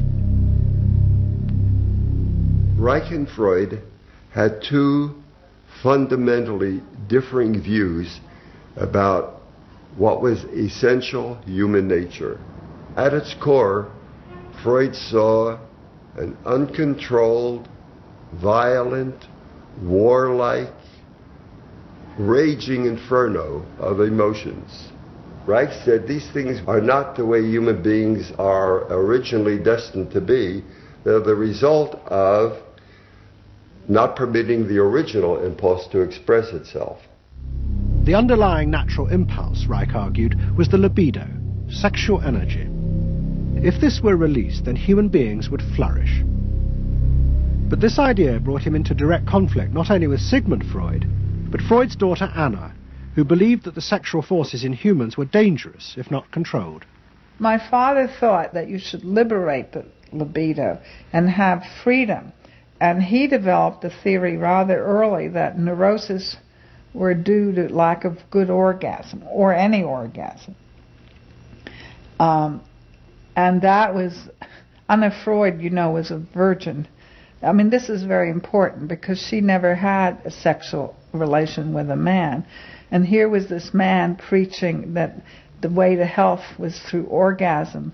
And here was this woman who had been analyzed by her father because she was masturbating. So here's this woman who's opposed to sexuality, really, and here's this man who's preaching sexual freedom. I mean, there was bound to be a clash, wasn't there? The conflict came to a head at a conference in 1934 in Switzerland. Anna Freud, who had by now become the acknowledged leader of the psychoanalytic movement, forced Wilhelm Reich out. She destroyed his career. She got rid of him, very definitely. And I guess part of what I'm doing is getting rid of her. Explain. Well, I think that Anna Freud shouldn't get away with what she did, that it should be known. Maneuvering to get him kicked out of the International Psychoanalytic Association. So you're taking revenge? You might say so, right? Or wronging a right. No, righting a wrong. You better cut that one out. Isn't that called a Freudian slip? Yes, it is. Reich fled to the United States and built his home and a laboratory. His ideas became grandiose to the point of madness. He was convinced that he had discovered the source of libidinal energy. He called it orgone energy, and Reich built a giant gun, which he said could captured this energy from the atmosphere and concentrated onto clouds to produce rain. He also said that the gun could be used to destroy UFOs, which threatened the future of the world. In 1956, Reich was arrested by the federal authorities for selling a device that he said used orgone energy to cure cancer. Reich was treated as a madman. He was imprisoned and all his books and papers burnt on the order of the court. A year later, Reich died in prison. To the Freudians, it seemed as if their main threat had been removed forever. But they were wrong. What the Freudians didn't realize was that their influence in American society was also about to be challenged, and in a way that would lead not only to their decline, but to the dramatic resurgence of Reich's ideas in America and throughout the capitalist world.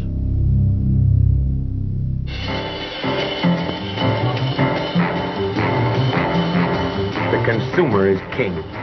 His whim makes or unmakes manufacturers, wholesalers, and retailers. Whoever wins his confidence wins the game. Whoever loses his confidence is lost. By the late 50s, psychoanalysis had become deeply involved in driving consumerism in America. Most advertising companies employed psychoanalysts, and as last week's episode showed, they had created new ways to understand consumers' motives, above all with the focus group, in which consumers free associated their feelings about products. Out of this came new ways to market products by appealing to the hidden unconscious desires of the consumer. Memorability. Sheer deception. Great. Tilt-away steering wheel. Symbolic. A twin saint, a mistress. Something intimate is going on. But in the early 60s, a new generation emerged who attacked this. They accused American business of using psychological techniques to manipulate people's feelings and turn them into ideal consumers. Advertising was manipulation. It was a way to get you to do something that didn't come out of you. It came out of somebody else. Somebody else said, this year you should be wearing powder pink shirts with matching powder pink buck shoes. And I said, why? That's not who I am. That's who somebody else is. They wanted you to be somebody who would buy their stuff. This whole feeling of being somebody else's tool. I don't want to be that. I don't want to be somebody else's man. I want to be me. In the mid-60s, a protest movement began on America's campuses. One of the students' main targets was corporate America. They accused the corporations of brainwashing the American public. Consumerism was not just a way of making money, it had become the means of keeping the masses docile, while allowing the government to pursue a violent and illegal war in Vietnam. The students' mentor was a famous radical philosopher called Herbert Marcuse. Marcuse had studied psychoanalysis and was a fierce critic of the Freudians. They had, he said, helped to create a world in which people were reduced to expressing their feelings and identities through mass-produced objects. It resulted in what he called one-dimensional man, conformist and repressed. The psychoanalysts had become the corrupt agents of those who ruled America. It was one of the most striking phenomena to see to what extent the ruling power structure could manipulate, manage and control not only the consciousness but also the subconscious and unconscious of the individuals. And this took place on a psychological basis by the controls and the manipulation of the unconscious primary drives which Freud stipulated. Think about it, dear American people out there. You hear him, huh? You're all brainwashed, kiddies. You're all brainwashed. That's why you're here. They're saying right now, kill the bum. Look, I look at you in the living room. You know, you're saying, kill me.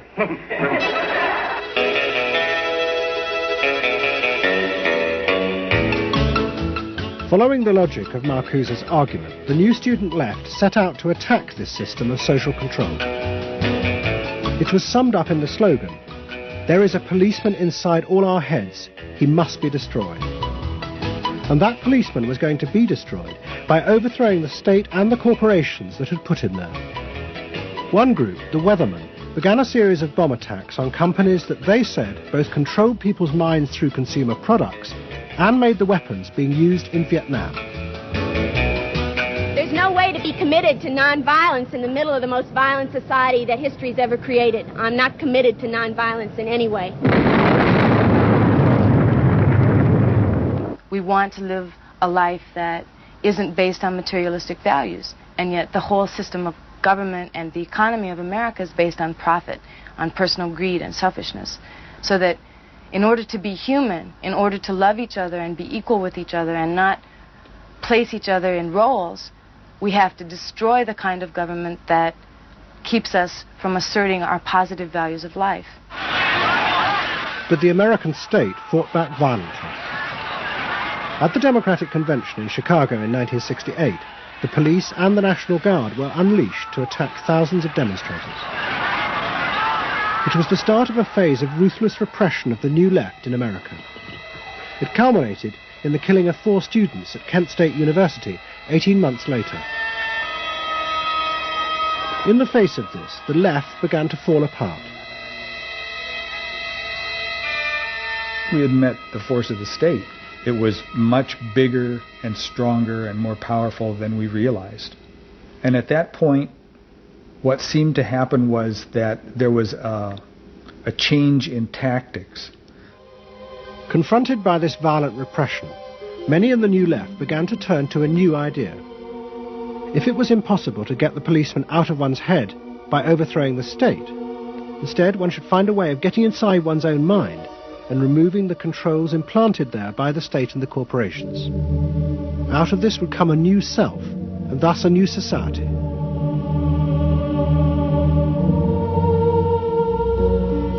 People who had been politically active were persuaded that if they could change themselves and be healthy individuals, and if a movement grew up just aimed at people changing themselves, then at some point all that positive change going on, well, you could say quantity would become quality, and there would be a sort of a spontaneous transformation of society.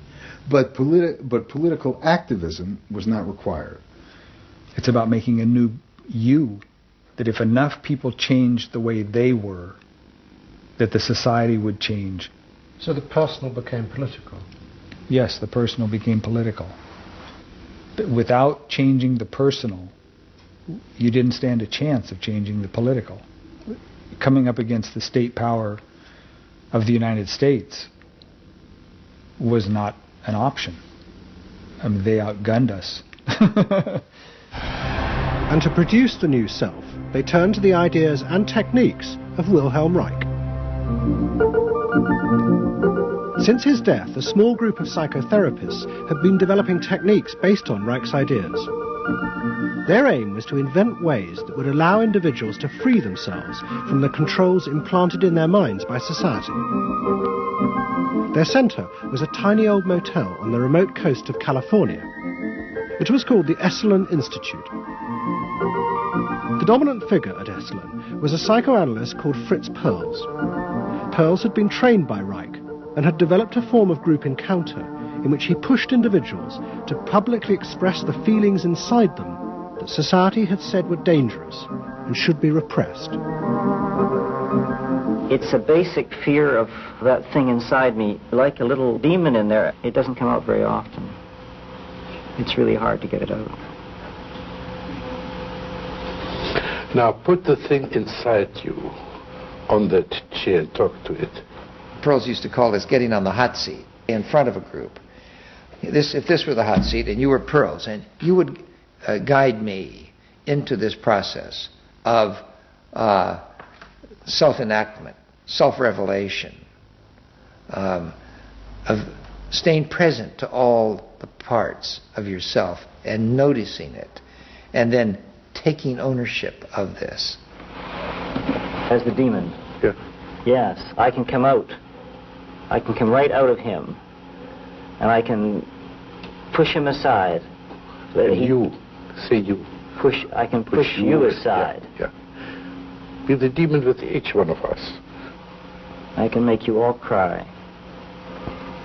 I can make you all feel terrible. Maybe even forever. I can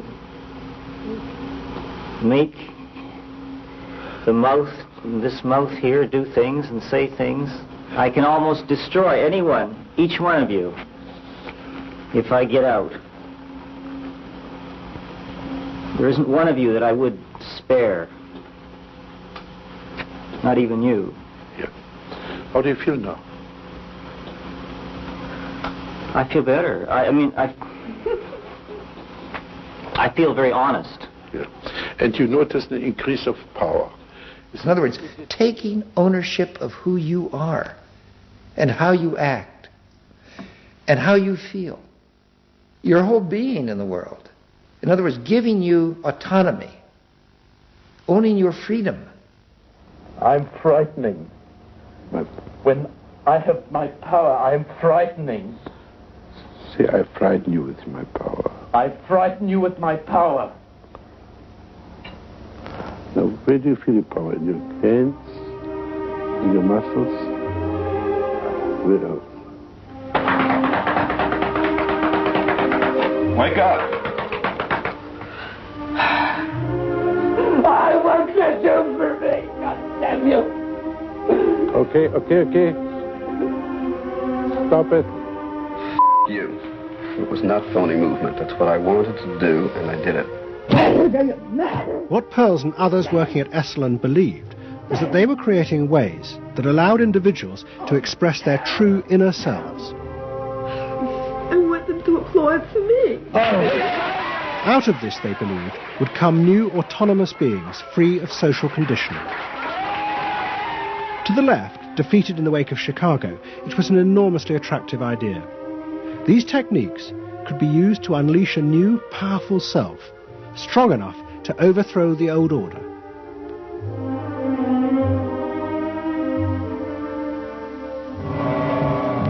In the late 60s and early 70s, thousands flocked to Esalen. Only a few years before, it had been an obscure fringe institute. Now it became the centre of a national movement for personal transformation, the human potential movement. So it became magnetic. People wanted to join this stream of exploration. Within 7 or 8 years, there were about 200 of these centers in America, looking mainly to Esalen for the leadership. I feel so liberated. Really? It's fantastic. And it took on a big political agenda. You could not separate personal transformation from social transformation. The two go together.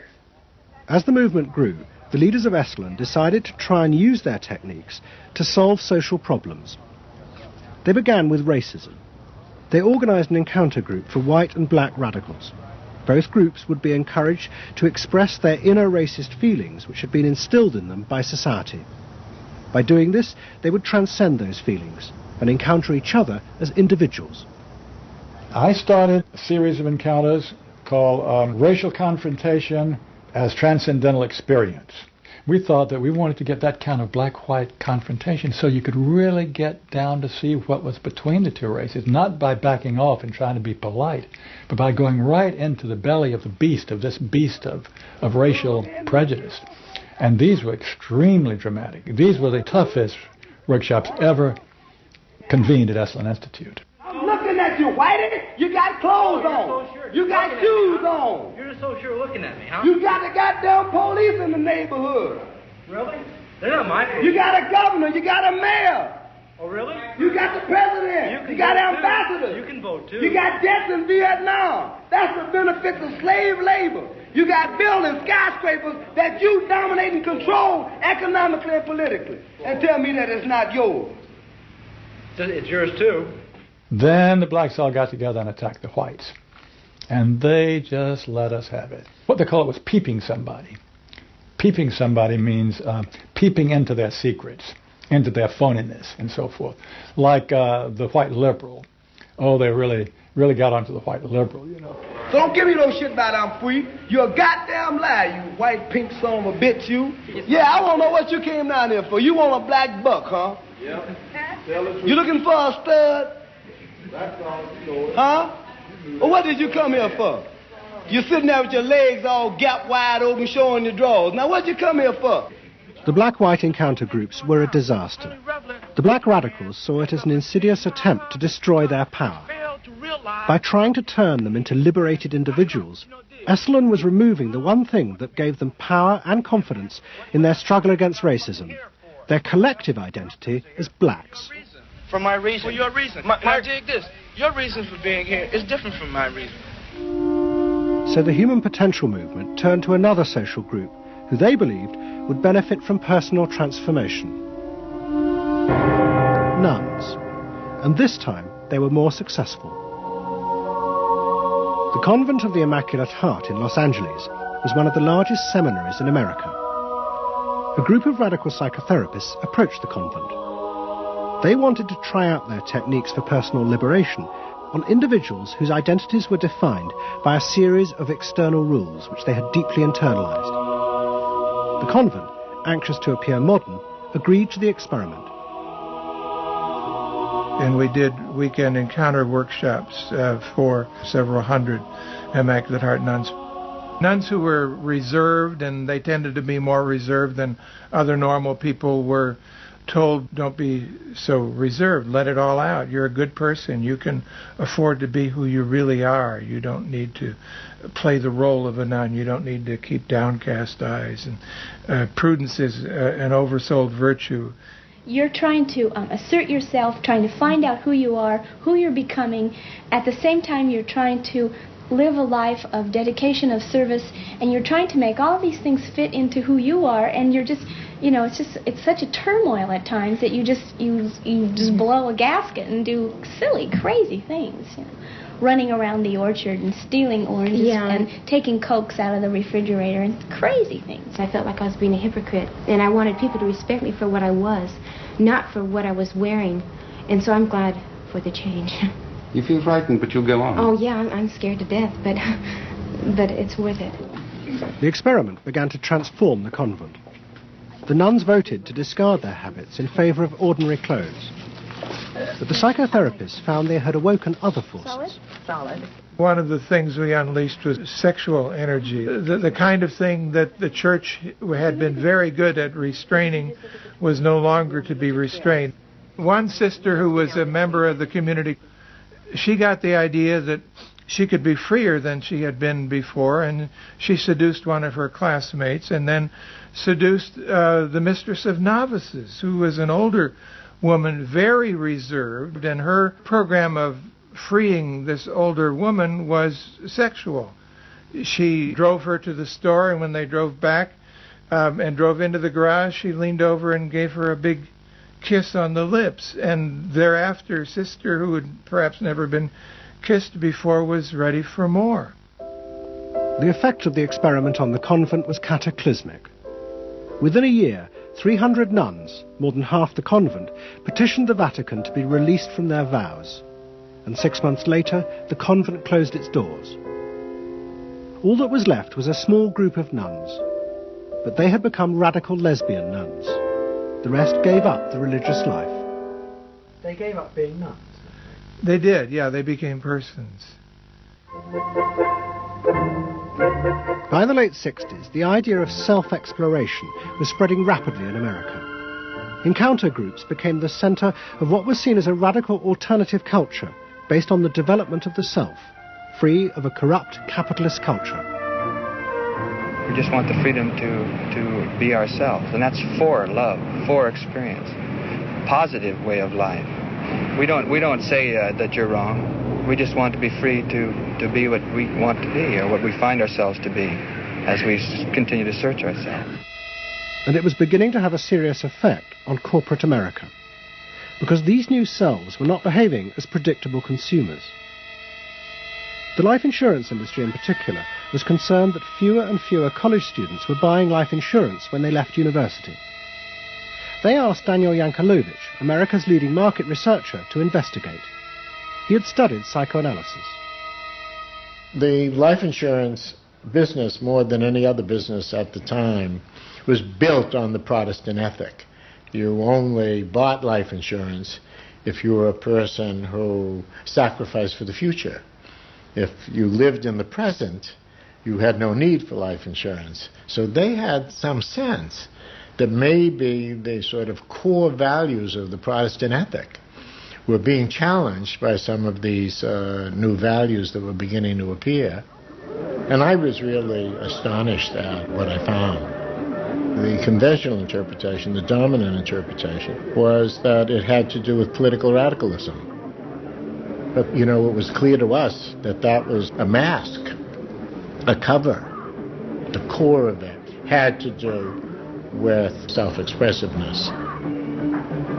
That this preoccupation with the self and the inner self, that was what was so important to people. The ability to be self-expressive. Wow, what a feeling! 300 miles to go. We're out of sight. Yankelovich began to track the growth and behavior of these new expressive selves. What he told the corporations was that these new beings were consumers, but they no longer wanted anything that would place them within the narrow strata of American society. Instead, what they wanted were products that would express their individuality, their difference in a conformist world, the very things that US corporations did not make. Products have always had an emotional meaning. What was new was individuality.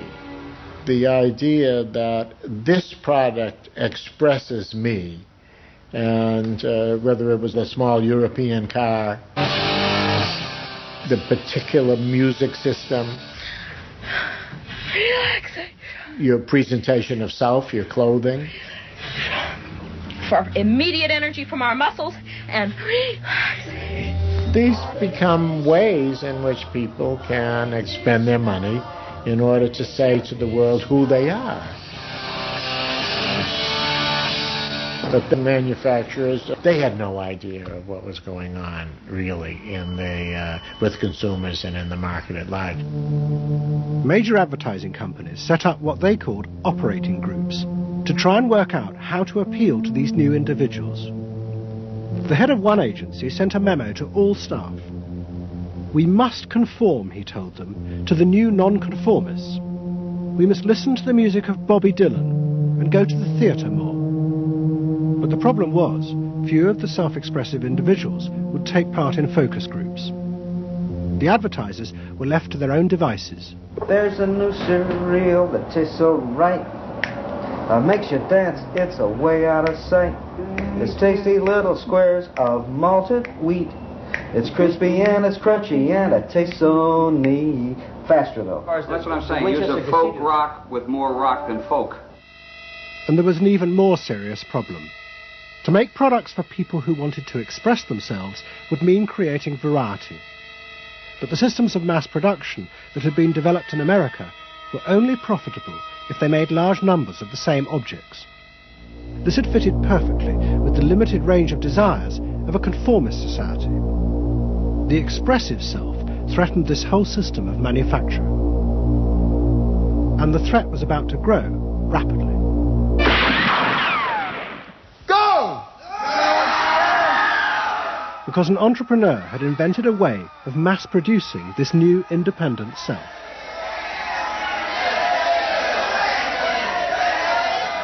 He was called Werner Erhard. Some of the stuff that we traditionally think of as being in your mind is actually in the world, because you're moving to that too. Erhard had invented a system called EST, Erhard Seminar Training. Hundreds of people came for weekend sessions to be taught how to be themselves. And EST was soon copied by other groups, like Exegesis in Britain. Many of Erhard's techniques came from the human potential movement, but he criticised the movement for not having gone far enough. Their idea that there was a central core inside all human beings was, he said, just another limitation on human freedom. In reality, there was no fixed self, which meant that you could be anything that you wanted to be.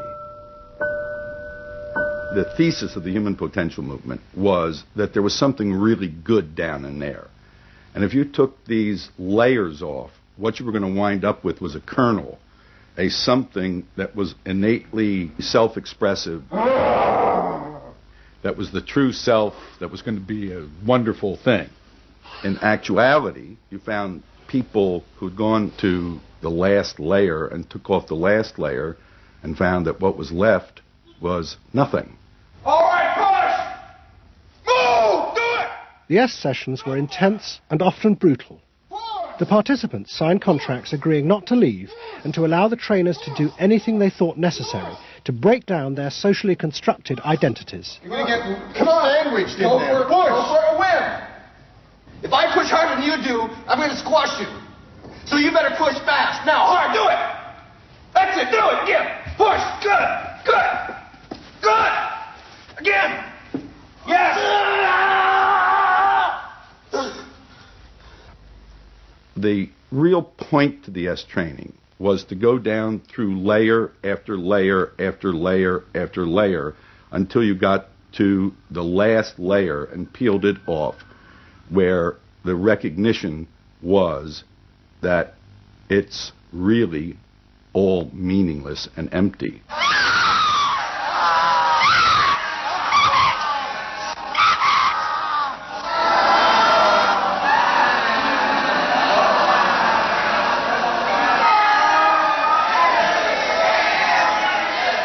Now, that's existentialism's endpoint. S went a step further in that people began to recognize that it was not only meaningless and empty, but it was empty and meaningless that it was empty and meaningless. And in that, there's an enormous freedom. All the constrictions, all of the rules you've placed on yourself are gone. And what you're left with is nothing. And nothing is an extraordinarily powerful place to stand, because it is only from nothing that you can create. And from this nothing, people were able to invent a life, and allowing them to create themselves. Invent themselves. Invent themselves. You can be what you want to be.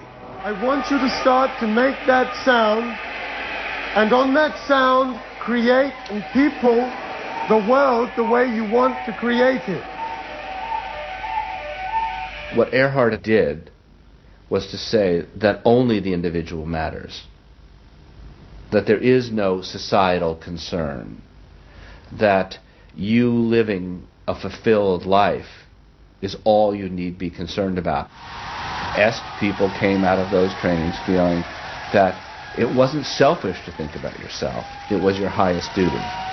So kiss me and smile for me, tell me that you'll wait for me, hold me like you never let me go.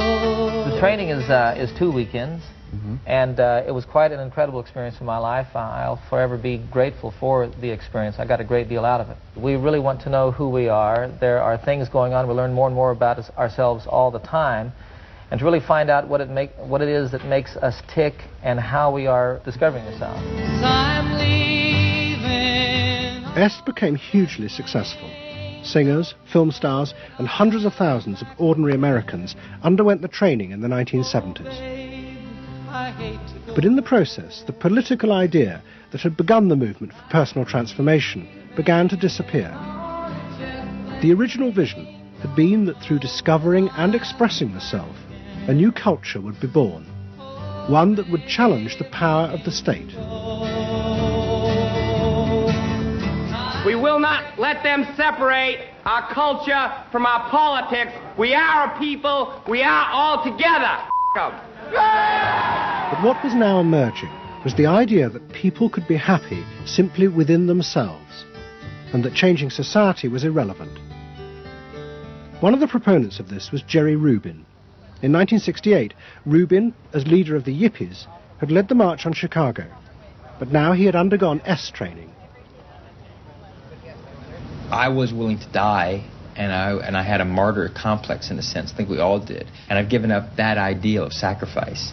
And I'm not as I'm not as overwhelmingly moved by injustice as I was. And now we reincarnated ourselves from within. Basically, the politics were lost and totally replaced by this lifestyle, and then the desire to become deeper and deeper into the self. By now, a grandiose sense of the self. And my a good friend and one of the original Yippie founders, Jerry Rubin, definitely moved in that direction. And I think he was beginning to buy into the notion that he could be happy and fully self-developed on his own. Socialism in one person. Yes. Was he alone in that trajectory? Although that, of course, is capitalism. That's the whole joke. I think it's funny. I think it's funny because people spend so much of their life being bedeviled by their past and being locked into their past and being limited by their past. And there's an enormous freedom from that. Letting people create themselves. Est was only the most vivid and intense expression of an idea that was spreading rapidly through all strata of American society. Books and television programs promoted the idea that one's first duty was to be oneself. And those monitoring this shift were astonished at the speed with which the idea was spreading.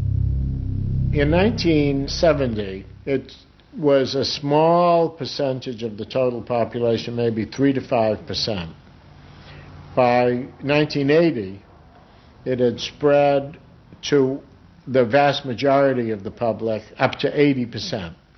You asked the question, how do you get self-actualized? You take this day and you say, when I shave every morning, I look in that mirror, I say to myself, I really say this, I say, nobody is going to ruin this day for you, Wayne Dyer, nobody. That this preoccupation with the self and the inner self traveled and spread throughout the society in the 1970s. It helped me to stop living in the past and start building from today and using my experiences in a positive way to be a better person today and tomorrow. But then the problem comes, well, how do you be self-expressive? And it was at this point that American capitalism decided it was going to step in and help these new individuals to express themselves. And in the process, make a lot of money. The first thing they were going to do was to find a way of getting inside their heads, to discover what these new beings wanted in order to be themselves.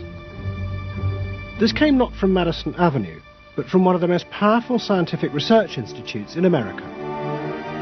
Stanford Research Institute in California worked for corporations and government. It had done much of the early work on computers, and was also working for the Department of Defense on what would become the Star Wars project. In 1978, a group of economists and psychologists at SRI decided to find a way to read, measure, and fulfill the desires of these new, unpredictable consumers. The idea was to create a rigorous tool for measuring a whole range of desires, wishes, values that prior to that time had been kind of overlooked. They say in business, you know, what gets measured gets done. We were basically telling manufacturers, if you're really going to satisfy not just the basic needs, but individuated wants, whims, and desires of more highly developed human beings, you're going to have to segment. You're going to have to individuate. To do this, SRI turned for help to those who had begun the liberation of the self. In particular, one of the leaders of the human potential movement, a psychologist called Abraham Maslow. Through observing the work at places like Esalen, Maslow had invented a new system of psychological types.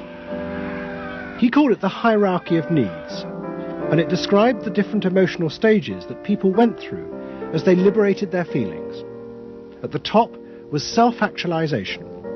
This was the point at which individuals became completely self-directed and free of society. The team at SRI thought that Maslow's hierarchy might form the basis for a new way to categorize society, not by social class, but by different psychological desires and drives.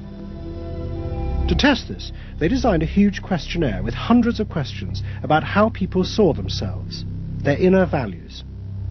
The questions were designed to see whether people fitted into Maslow's categories. We were trying to find out what people really felt like. So we asked these really penetrating questions, and we hired a company that administers surveys, you know, to do them. They said they've never seen anything like it. Usually you have to send out a postcard 6 weeks and then another postcard, and then you got to call the people up, you know, to get the return rates up. We had an 86% return, and they only sent out one postcard. People loved filling out this questionnaire. We got several questionnaires back with a note attached saying, do you have any other questionnaires I could fill out? Because we were asking people to think about things that they had never thought about before, and they liked thinking about them. Like you know? what? Like what they felt inside? Yeah, like what they felt inside. What motivated them? What was their life about? What was important to them? It was sort of like, wow. The answers were then analysed by computer. It revealed that there were underlying patterns in the way people felt about themselves, which fitted Maslow's categories. And at the top of the hierarchy were a large and growing group which cut across all social classes. The SRI team called them the inner directives. These were people who felt they were not defined by their place in society, but by the choices they made themselves. But what SRI discovered was that these people could be defined by the different patterns of behaviour through which they chose to express themselves. Self-expression was not infinite. It fell into identifiable types. And the SRI team invented a new term for it: lifestyles. They had managed to categorize the new individualism. They called their system Values and Lifestyles, VALS for short. At the forefront of this change are 3 new VALS groups we call inner directive. These are people for whom personal satisfaction is more important than status or money. They tend to be self-expressive, complex, and individualistic.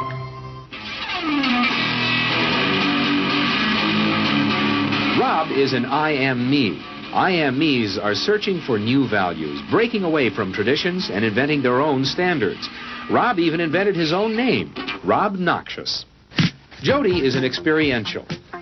This is a group seeking inner growth through direct experience. Experientials aren't in one place much. This is the try-anything-once crowd, and all that activity takes goods and services. Their hobbies are hands-on, and their possessions are simple, but not always simply priced.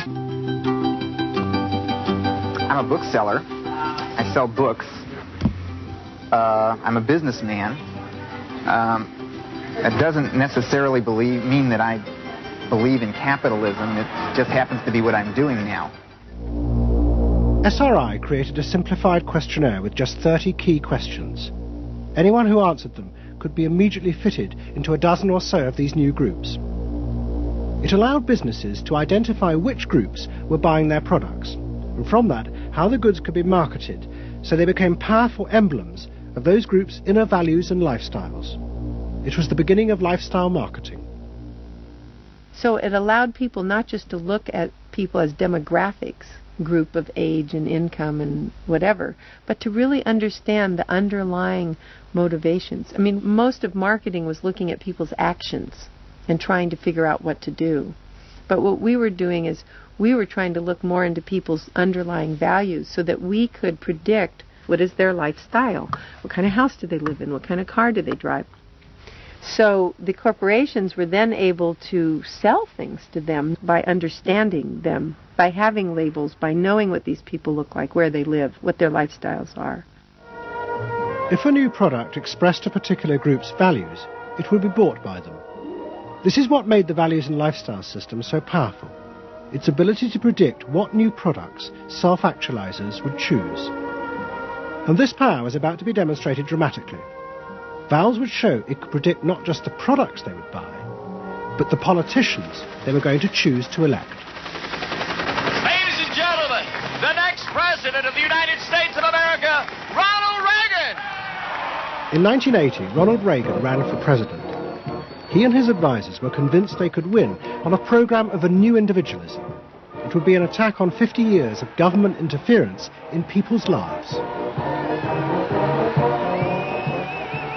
I wrote a speech about let the people make the basic decisions, get judges out of the way, get bureaucrats out of the way, get centralized government out of the way. I gave Reagan a choice of several titles for the speech, and the one he picked was let the people rule. Let the people regain rule, regain control over their own destiny away from a remote elite in Washington. I would like to think that the kind of leadership that I would exercise in Washington is not the kind of leadership that I would pretend that I can solve all the problems I've been discussing here, but that together you and I can. I would like to take the lead in taking government off the backs of the American people and turning you loose to do what I know you can do. It was radical. Moderate Republicans thought it was suicide. Jimmy Carter called it ridiculous. The press was extremely negative. But the odd thing is that it polled very well in New Hampshire, which was the first primary state, the state that we had to win. What was odd was that there seemed to be a strange mosaic of support for Reagan's policies. The traditional pollsters could see no coherent pattern across class, age, or gender. But those who had designed the values and lifestyle system believed that they knew why. They were testing their system in both America and Britain.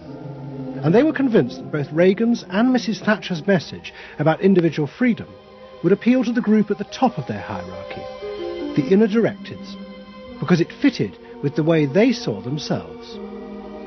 They were really concerned about being individuals, being individualistic. And so in the early stages, when we were looking at the messages that both Thatcher and then Reagan were putting across, we said they are using words that will really appeal to a lot of the younger people, and particularly to the people who are moving towards self-actualization. We call them the inner-directed people. A lot of our colleagues said, that's absolutely ridiculous, because inner-directeds are very socially aware, very socially concerned. They'll never vote Conservative, or they'll never vote for the Republicans. But we said, if Thatcher and Reagan continue to appeal to them in this way, they really will. And I vision leadership in taking government off your backs and turning you loose to do what you can do so well. Thank you very much. The idea that the new self-actualizing individuals would choose a politician from the right, not the left, seemed extraordinary. But to test their prediction, the Values and Lifestyles team did a survey of voting intentions, and they correlated it with their new psychological categories. When we said in our surveys, who are you going to vote for, sure enough, it was the inner-directeds who said that they would vote for Thatcher and for Reagan. And they made the difference in those elections because of their voting for Thatcher and Reagan. And it really surprised our colleagues, even within my own organisation. It really showed the power of this approach, because it's very difficult to identify inner-directeds on the street. These people who voted for Thatcher and Reagan, these inner-directeds, came from any walk of life. It's really hardly correlated with social class at all. I mean, if you just go along and look at age, sex, social class, you would never pick them up. But if you really go along with a questionnaire that gets at their values, then you can identify them very easily. And that was new? And that was completely new, yeah. At the beginning of 1981, Ronald Reagan was inaugurated as president. But he took charge of a country that was facing economic disaster. The terrible inflation of the 1970s had destroyed much of America's traditional heavy industries, and millions were unemployed. But true to his campaign promises, Reagan told the country he would not step in to help, as all previous governments had since the war. These United States are confronted with an economic affliction of great proportions. We suffer from the longest and one of the worst sustained inflations in our national history. Idle industries have cast workers into unemployment, human misery, and personal indignity. In this present crisis, government is not the solution to our problem. Government is the problem. But America's ailing economy was about to be rescued, not by government, but by the new groups that the market researchers had identified, the self-actualizing individuals. They were about to become the motor for what would be called the new economy. You can be what you want to be. So regarding V8, what do you really want? A tasty product that's good for me. What do you want that for? One technique is that we ask people the same question over and over and over again, and we say, what do you want? What do you really want? What do you want that for? And they start to talk about it, and they kind of get intimate with what's going on. What we're doing with that technique is unpeeling the onion. If you want to think of a person kind of having layers and layers and layers of protection and thoughts and behaviors and beliefs, we want to get to that center core.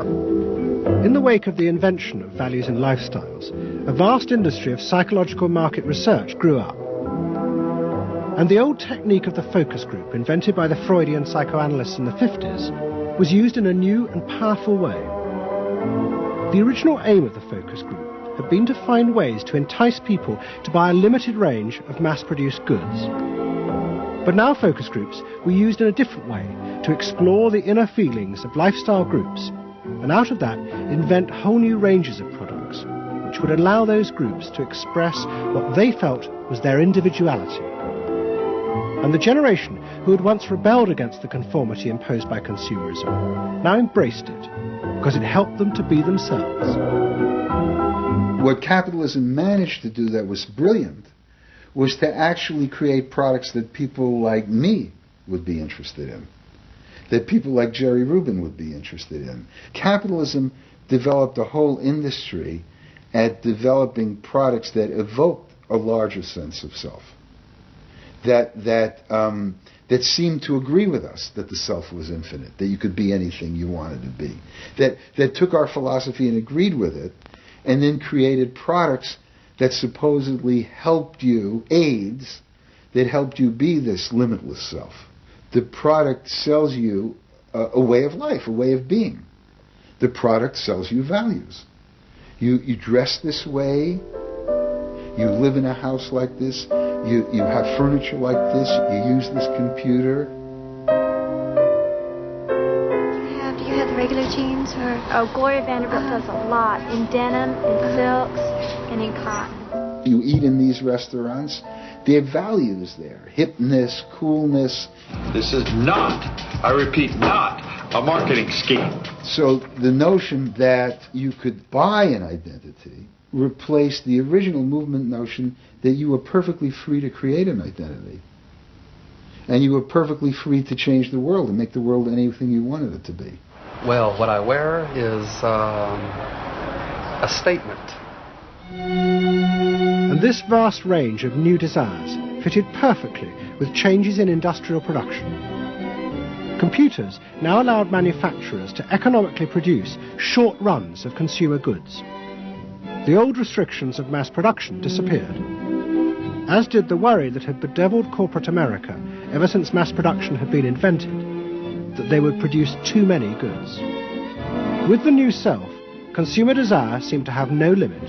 In the United States, the concern of companies was always that supply would outstrip demand, that we were producing too much, and that there was not a market for it. You don't hear that kind of talk anymore, because you've gone from a conception of a market of limited needs, and if you fill them, they're filled, to a market of unlimited, ever-changing needs dominated by self-expressiveness, that products and services can satisfy in an endless variety of ways, and ways that change all the time. And consequently, economies have unlimited horizons. Out of this explosion of desire came what seemed a never-ending consumer boom that regenerated the American economy. The original idea had been that the liberation of the self would create new kinds of people, free of social constraint. That radical change had happened, but while the new beings felt liberated, they had become increasingly dependent for their identity on business. The corporations had realized that it was in their interests to encourage people to feel that they were unique individuals and then offer them ways to express that individuality. A world in which people felt they were rebelling against conformity was not a threat to business, but its greatest opportunity.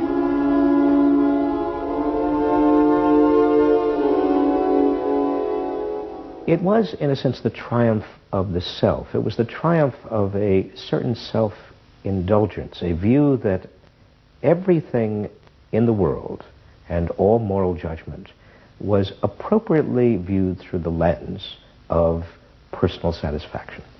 Indeed, the ultimate ending point of that logic is that there is no society.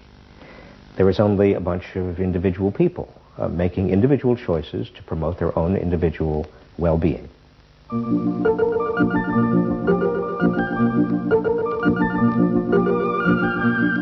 Next week's episode tells the story of how politicians on the left, in both Britain and America, turned to the techniques developed by business in order to regain power. But what they didn't realize is that what had worked for business would undermine the very basis of their political beliefs. They would find themselves trapped by the greedy desires of the new self.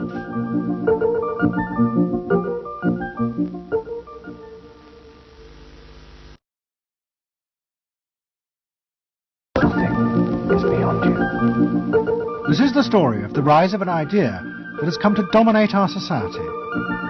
It is the belief that the satisfaction of individual feelings and desires is our highest priority.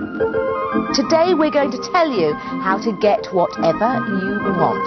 I wanted to live a different life that wasn't available to me in the image I was born. I'm here. Look at me. Notice me. Previous episodes have shown how this rise of the self was fostered and promoted by business.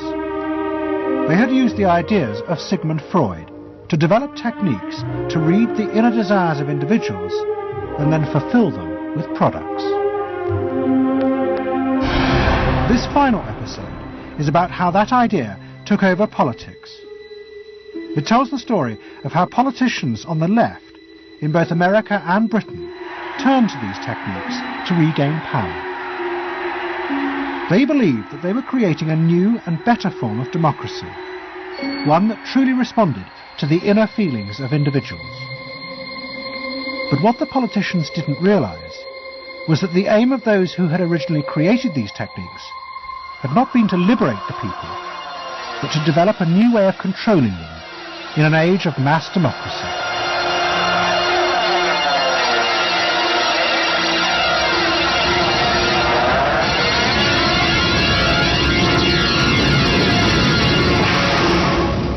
The roots of the story lie way back in the America of the 1920s with one man. He was called Edward Bernays, the nephew of Sigmund Freud. Bernays had been one of the inventors of the profession of public relations, and he was fascinated by his uncle's theory that human behavior was driven by unconscious sexual and aggressive drives. Many of Bernays' clients were large American corporations, and he was the first person to show them how they could sell many more products if they linked them through images and symbols to those unconscious desires that Freud had identified. The strategy he offered them was that people could now look at the goods that were emerging within this society and not merely view those goods as things that they needed in order to deal with some specific material want, but also as goods which would stroke and respond to deep emotional yearnings. You know, how this bar of soap or this bag of flour will make you a happier, more successful, more sexually appealing, less fearful person. Somebody to be admired rather than reviled. The powerful people in that world are those people who are capable of reading the public mind and giving the public what it wants in those terms. And Bernays was at the heart of it. Bernays was the guy who was the foremost articulator of the theories which were driving this new system. By the 1980s, Bernays' ideas had come of age. A vast industry had grown up in America, devoted to reading the inner desires of consumers. At its heart was the technique of the focus group. Previous episodes have shown how the focus group was invented by psychoanalysts employed by US corporations. The aim was to allow consumers to express their inner feelings and needs, just as patients did in psychoanalysis. The information was then used to promote and design new products that would fulfill those desires. And Edward Bernays, who was now nearly 100 years old, was celebrated as the founding father of this marketing world. Hi, Doctor. Good to see you. Come on up over here. There you go. Doctor, tell me again what the doctor is. What are we dealing with here? You're the father of public relations. What we're dealing with really is the concept that people will believe me more if you call me doctor. Oh, I see.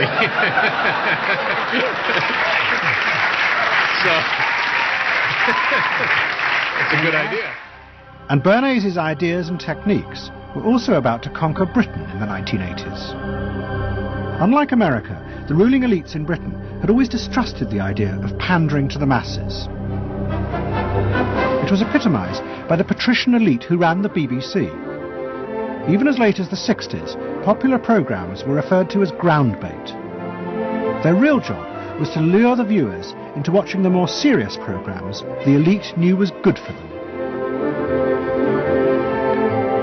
And market research reflected this attitude. Individuals were observed and classified by market researchers according to their social class, from A through C2, D and E. Probably they might be C2s. Yes, I think by the way they're carrying their luggage, all no taxi, and all stuffed in the bags like that. I think the lady possibly sets her own hair, which is always an indication. The children are nicely dressed. Yes, they are. Probably a skilled worker. A skilled, yes, a skilled worker. I would say so. Yes, I would say so. Certain apprenticeship or done some. That's qualifying time. We agree then. Yes, we think C2. We think so. Yes. When people were asked their opinion about both products and politics, they were selected by social class and asked only strictly factual questions about what they thought. Leaving your own party sympathies on one side, who do you think will win this forthcoming election? Labour. Labour. And tell me which you prefer. Which party do you think you'll be voting for? This time, Liberals. You'll be voting for the Liberals. And who do you think will be second? Conservative. This one. Okay. The idea that one might ask people what they themselves felt and desired, and then give it to them, was seen as alien to the ruling elites, which would challenge their belief that they knew what was best for the public. There's evidence in other countries, in the United States, for example, where pollsters have been used before elections to interpret the mood of the public, and then you give people more what they want to have and less what they ought to have. But again, this could be alleged to be more democratic, I don't know. It's very dangerous ground, I think, though, when polls are used in that way. But then, in the economic crisis of the mid-70s, British industry was forced to begin to pay attention to the inner feelings of consumers. As the recession deepened, consumer spending fell dramatically, and the advertisers insisted that the only way for companies to survive was to make their advertising more effective. And to do this, they would have to delve into people's underlying psychological motives for purchasing. The advertising industry started to bring in Americans to run focus groups with British housewives. Everyone is a unique person, and even though you're a group of 10 today, we don't want a group opinion. And we want to know your ideas and your thoughts, no matter how crazy it might be. Please let your imagination run wild, because that's how very crazy things like instant coffee got born. Now, can we get somebody, this lady, to be a kitchen sink? And a kitchen sink, how do you feel with these things that are being used to clean you up? Well, I've got to feel clean. I've got to be kept clean. So you're I feel that. I should hate it if I was all greasy, so I've got to be easy to clean. Okay, now the housewife, this lady, what would you use to clean your kitchen sink? A scouring powder. Of course, a cloth to apply the things on, and plenty of water. Now, how do you feel as you're doing this chore? Feel satisfied? Well satisfied when I have done it, yes. I'm doing my duty. I feel it's a job well done. The consumers were encouraged to play at being products, from household cleaners to car seat belts. The aim was not to talk rationally, but to act out and reveal their inner emotional relationship to products. Which firmly and unmistakably underlines. And then a politician emerged who also believed that people should be allowed to express themselves. Instead of being controlled by the state, the individual should become the central focus of society. Some socialists seem to believe that people should be numbers in a state computer. We believe they should be individuals. We're all unequal. No one, thank heavens, is quite like anyone else, however much the socialists may pretend otherwise. And we believe that everyone has the right to be unequal. But to us, every human being is equally important. A man's right to work as he will, to spend what he earns, to own property, to have the state as servant and not as master, they are the essence of a free economy. And on that freedom, all our other freedoms depend. Mrs. Thatcher's vision was of a society in which the wants and desires of millions of individuals would be satisfied through the free market. This, she believed, would be the engine to regenerate Britain. And with her ascent to power, the advertising and marketing industries flourished. Their task was to find out what the British people really wanted and then sell it to them. In this new climate, the focus group flourished. And those who ran them borrowed from the techniques of psychotherapy to delve ever deeper into people's feelings about products. We're trying to understand how people feel about brands, how they relate to brands. That is to say, what the brand's personality is as far as consumers are concerned. And there are a number of techniques which are very, very helpful for getting to that understanding.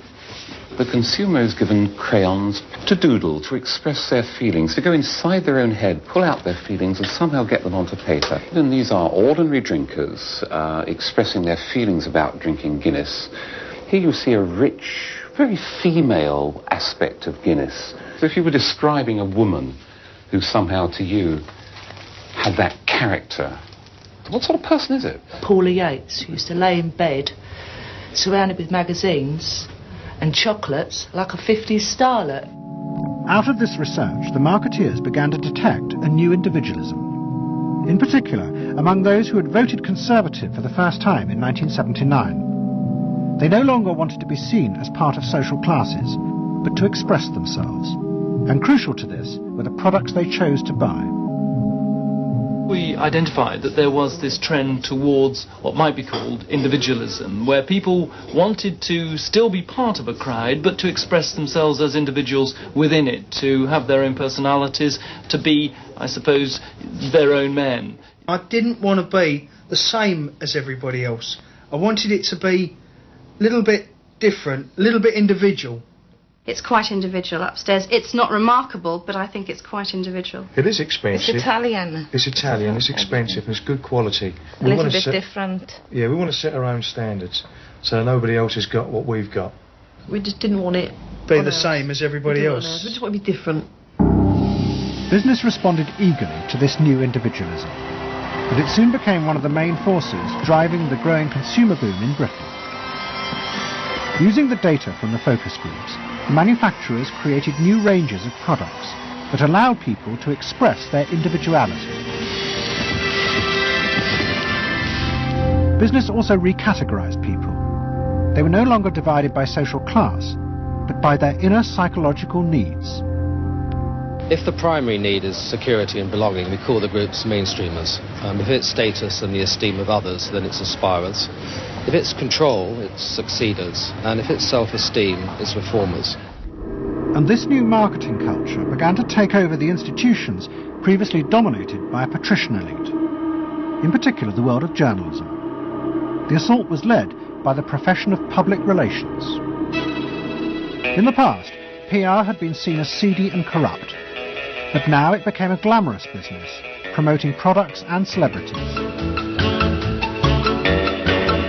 And one of the rising stars was another member of the Freud family, Matthew Freud, the son of the Liberal MP Clement. What Freud and other PRs realised was that they could use their celebrities as levers to infiltrate advertising into the editorial content of newspapers.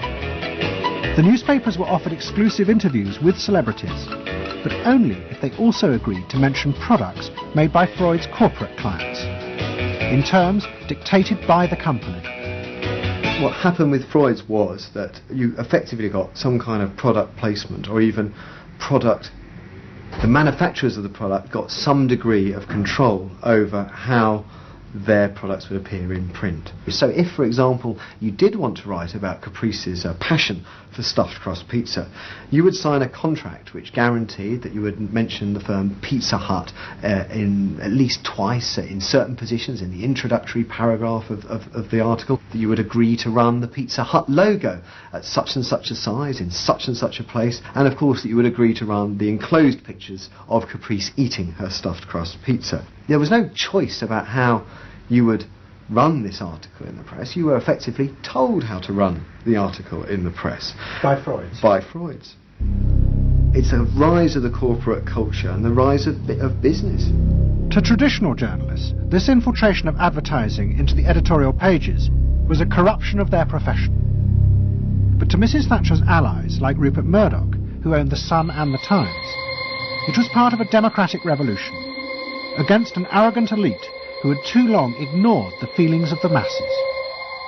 They hate to see someone communicating with the masses. They feel that newspapers, the written word is not for the masses. That should be left to television, or perhaps to nobody. I'm very proud of The Sun. And The Sun was not represented tonight in your film. You just took page 3, which everyone seems so fascinated with. What about page 1, page 2, every other page of the paper? It was a typical piece of slanting and elitism by the BBC, who, after all, in order to get viewers for this programme, put on a very sexy episode of Star Trek, which I was watching out in the room there. Oh, I don't think they put it on to get us viewers. I think we just are lucky to follow. They try to carry viewers into these show programmes. You know how it's done. By the late 80s, Mrs. Thatcher and her allies in advertising and the media had brought the desires of the individual to the centre of society. As last week's episode showed, it was the same transformation that President Reagan had brought about in America. Both politicians had encouraged business to take over from government the role of fulfilling the needs of the people. In the process, consumers were encouraged to see the satisfaction of their desires as the overriding priority. To Thatcher and Reagan, this was a new and better form of democracy. But to their opponents in the parties of the left, they had summoned up the most selfish and greedy aspects of human nature.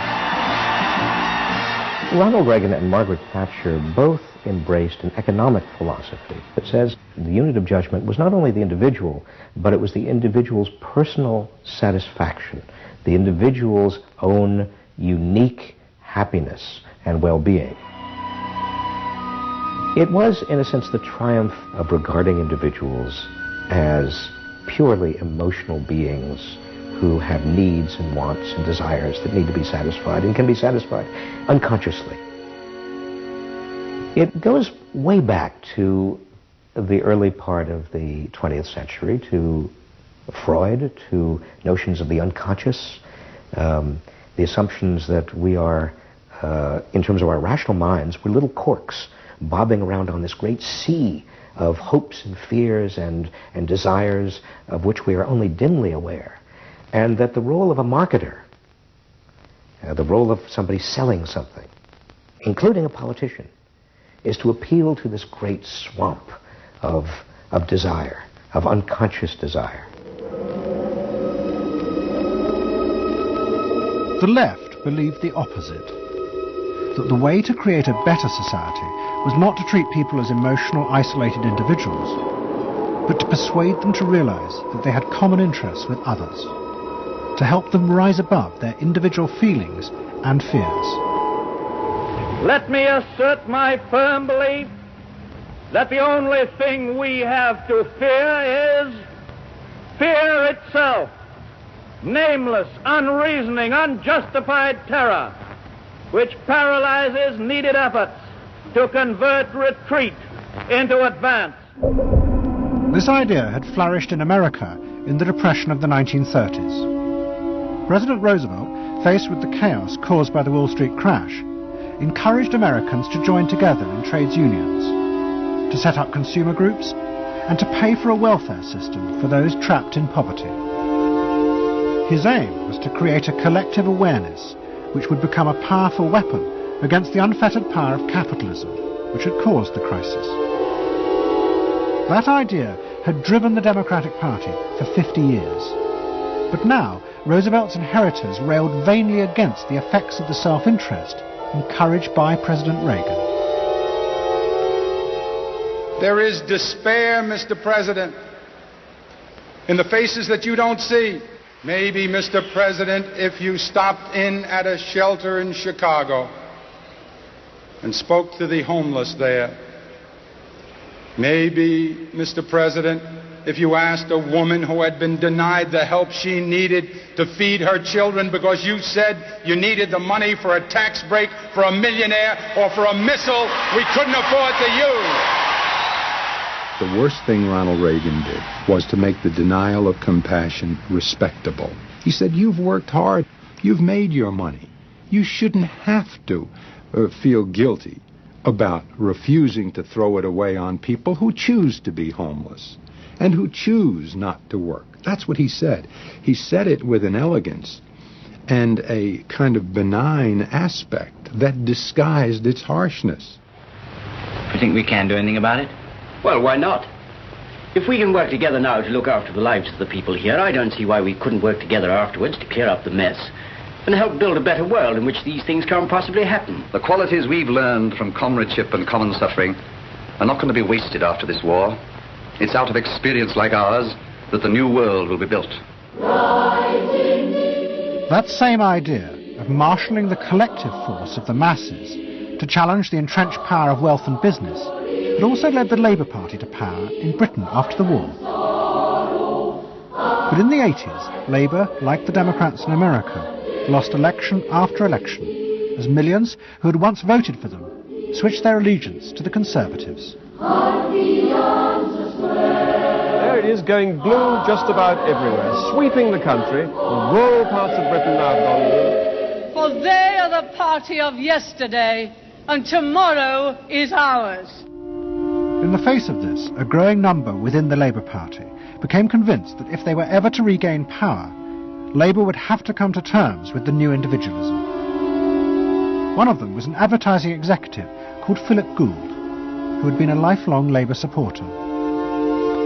Gould believed that Labour's leadership had become corrupted by the same patrician arrogance that dominated all Britain's institutions. They denigrated and disapproved of the new aspirations of working-class voters. Labour stopped listening to these people. And I remember the best example of this was after the election of 1983, which was the election above all, where the people's voices just were not heard. And I had dinner with a leading Labour Party figure who'd been involved in the defeat, heavily involved in the defeat, and his wife said, God, these working class people, they just, we give them education, we give them chances in life, what do? They read The Sun and they just don't vote for us. And there was such a gap between these people just trying to make lives for themselves, better lives for themselves, and the kind of elitism of the Labour Party that was just such a chasm that had to be filled. Gould became part of a small group of modernisers centred around Peter Mandelson. Their aim was to reconnect Labour with the lost voters. To do this, Gould turned to the technique he knew well from his work in advertising, the focus group. Gould commissioned focus groups in suburban areas across the country with small groups of voters who had switched to Mrs. Thatcher. People were encouraged not to talk rationally about policies, but to express their underlying feelings. And what Gould discovered was a fundamental shift in people's relationship to politics. They no longer saw themselves as part of any group, but as individuals who could demand things from politicians in return for paying taxes, just as business had taught them to do as consumers. And I found that the people had become consumers. People now wanted to have, politics and life on their own terms. I mean, not just in politics, but in all aspects of life too. People see themselves as they are, as autonomous, powerful individuals who are entitled to be respected, who are entitled to have the best, not just in, going to Tesco's or wherever, but the best in terms of health and in education too. All this was about getting the Labour Party to understand that people really, really, really had changed, and the Labour Party had not, and unless the Labour Party changed, it would not win. Philip Gould now set out to try and persuade the Labour Party that they would have to make concessions to what he called the new aspirational classes, but he was going to face implacable opposition. In the run-up to the 1992 election, Gould argued that the only way to win was for Labour to promise not to put up taxes. But the Shadow Chancellor, John Smith, angrily refused. Labour would stick to its fundamental policies. They would fight the election with the promise of tax increases to create a fairer society. And as the campaign began, it seemed as if Philip Gould was wrong. The traditional polls consistently showed Labour ahead, despite the Conservative campaign message that a Labour government would put up taxes. Even the Conservatives' oldest allies in the press became convinced that by harping on about tax, the Conservatives were cutting their own throats. So the worry about the Tories must be that they're not at the moment conveying a sense of grip and being in control. And unless they can do better than that, I think they're going to lose.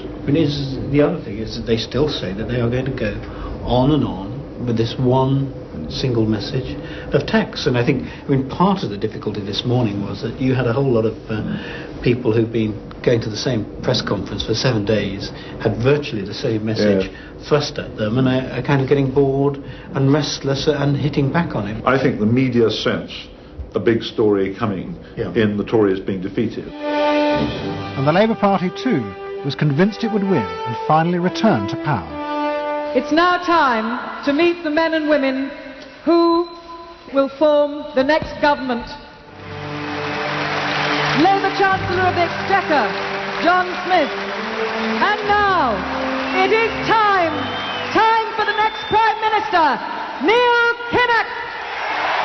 Those running Labour's campaign believed that by modern presentation they would attract back the voters, yet keep the old policies. But Philip Gould was convinced that Labour were going to lose. Through his focus groups, he knew that the very people who were telling the traditional pollsters they would vote Labour were in reality preparing to vote Conservative out of self-interest.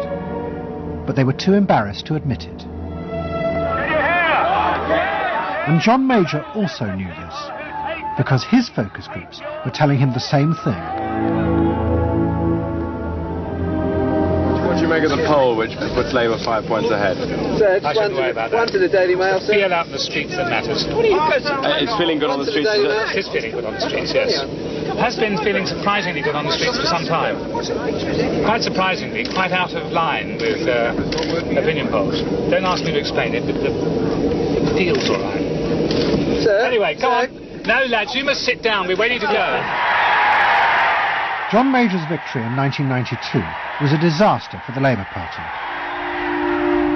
The small group of reformers centred around Peter Mandelson and Philip Gould were convinced that the only way for the party to survive was to change its basic policies. But their ideas were rejected by John Smith, who had now become leader. Philip Gould left Britain to go to work for the campaign to elect Bill Clinton president in America. The 1992 election, during it and afterwards, people felt under great strain and really did feel demoralised and dejected. And then to go from this to the Clinton campaign, it was an extraordinary experience, because here suddenly I found articulated many of the ideas that I'd had but not fully myself been able to encapsulate or to articulate. If you want a president who will restore the middle class, reclaim the future for the middle class, and restore the American dream, vote for Bill Clinton in New Hampshire and send a signal to the country that we are coming together. What Gould discovered was that, like the Labour Party, the Democrats had also been doing focus groups with swing voters. The difference was that Bill Clinton had decided to tailor his policies to fit with these voters' desires. Above all, with their ferocious belief that they should only pay tax for things that benefited them, not for the welfare of others. I have no idea what percentage of my tax dollars go to welfare, but even if it's a minuscule percentage, even if it's a quarter of a percent, it's still too much for the people that are receiving these benefits that are basically non-productive.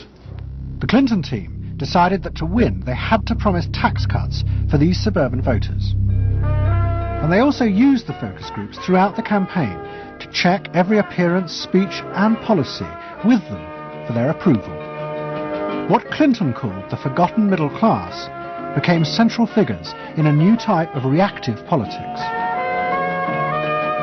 Candidates for the presidency of the United States had been prepackaged and designed for many, many years. What was new was an attempt to use very sophisticated or pseudo-sophisticated techniques to plumb the public psychology, to find out precisely what the desires of the individuals were, and then to come up with a candidate and a platform and images and words that exactly responded to those deep desires.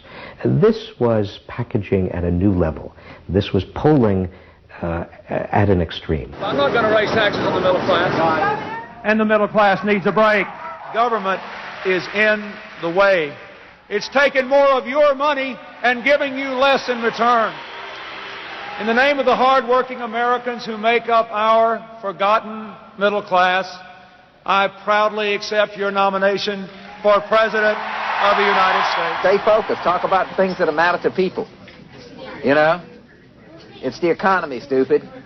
Okay? But Clinton's campaign team, led by James Carville and George Stephanopoulos, did not believe that they were capitulating to the selfish desires of the middle classes. Tax cuts were the price they had to pay to regain power. But once in power, they would still fulfill traditional democratic policies and help the poor who had been neglected under Reagan, above all with the reform of health care. They would pay for the tax cuts by cutting defence spending and increasing taxes on the very rich. In this way, they believed they were forging a coalition of the new and the old voters, both of whom could be satisfied. Probably for the first time in a generation tomorrow, we're going to win. And that means that more people are going to have better jobs. People are going to pay a little less for health care, get better care. And more kids are going to go to better schools. So thanks.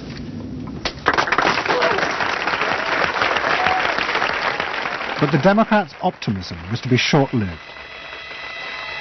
In November 1992, Clinton was triumphantly elected president. But within weeks, his administration discovered that the budget deficit was far greater than they had anticipated. At a meeting in the White House in January 1993, the head of the Federal Reserve told them that the deficit was nearly $300 billion. There was no way they could borrow any more without panicking the markets and causing a crisis. The only way to pay for the proposed tax cuts would be to cut government spending, not just on defence, but on welfare. Clinton was faced with a choice between the old politics and the new, and he chose the old. The tax cuts were dropped, and he tried to inspire the country with the old democratic ideal of government spending to help the poor and disadvantaged. Tonight I want to talk with you about what government can do, because I believe government must do more. To put people to work now, to create 500,000 jobs. Jobs to rebuild our highways and airports, to renovate housing, to bring new life to rural communities and spread hope and opportunity among our nation's youth. Healthcare reform sounds like a great idea to me. Well, I know, but some of these details sure scare the heck out of me. Like what? Well, like for... At the start of the Clinton administration, many of us, including, I believe, President Clinton himself, reverted back to an older tradition, tried to lift the public, to talk about genuine ideals beyond the individual. And that reform agenda being not only universal health care and child care and dealing with the widening inequalities in our society and homelessness, many things that many citizens, just particularly middle-income citizens, didn't want to deal with. But the suburban voters who had been promised tax cuts were not inspired by Bill Clinton's vision. They felt betrayed and wanted revenge. Their opportunity came in 1994 with the congressional elections. The Republicans, led by Newt Gingrich, promised huge tax cuts and to dismantle the welfare system. The voters who had defected to Clinton switched sides yet again, and the Republicans won both houses of Congress in a landslide. Well, I think it's a tremendous vote in favor of smaller government, lower taxes, and in a sense, a renewal of the Thatcher-Reagan tradition. And I think in that sense, it's pretty decisive. It means that the welfare state is going to be less hospitable for people who are not willing to take responsibility for their own situation. No question about it. I think today is the beginning of the end of the welfare state. For Clinton, it was a disaster. Faced with a hostile Congress, there was no way for him to get his reforms through. His personal popularity plummeted, and it seemed certain he would not be re-elected in 2 years' time. In desperation, and without telling his cabinet, Clinton turned for help to one of America's most ruthless political strategists, Dick Morris. What did he want you to do? Save his butt. Clinton was in serious trouble. He had lost the '94 election. He had lost control of Congress, and he hired me to come back and help save him. So he was basically asking me to perform roughly the same role as a life preserver would if you're drowning.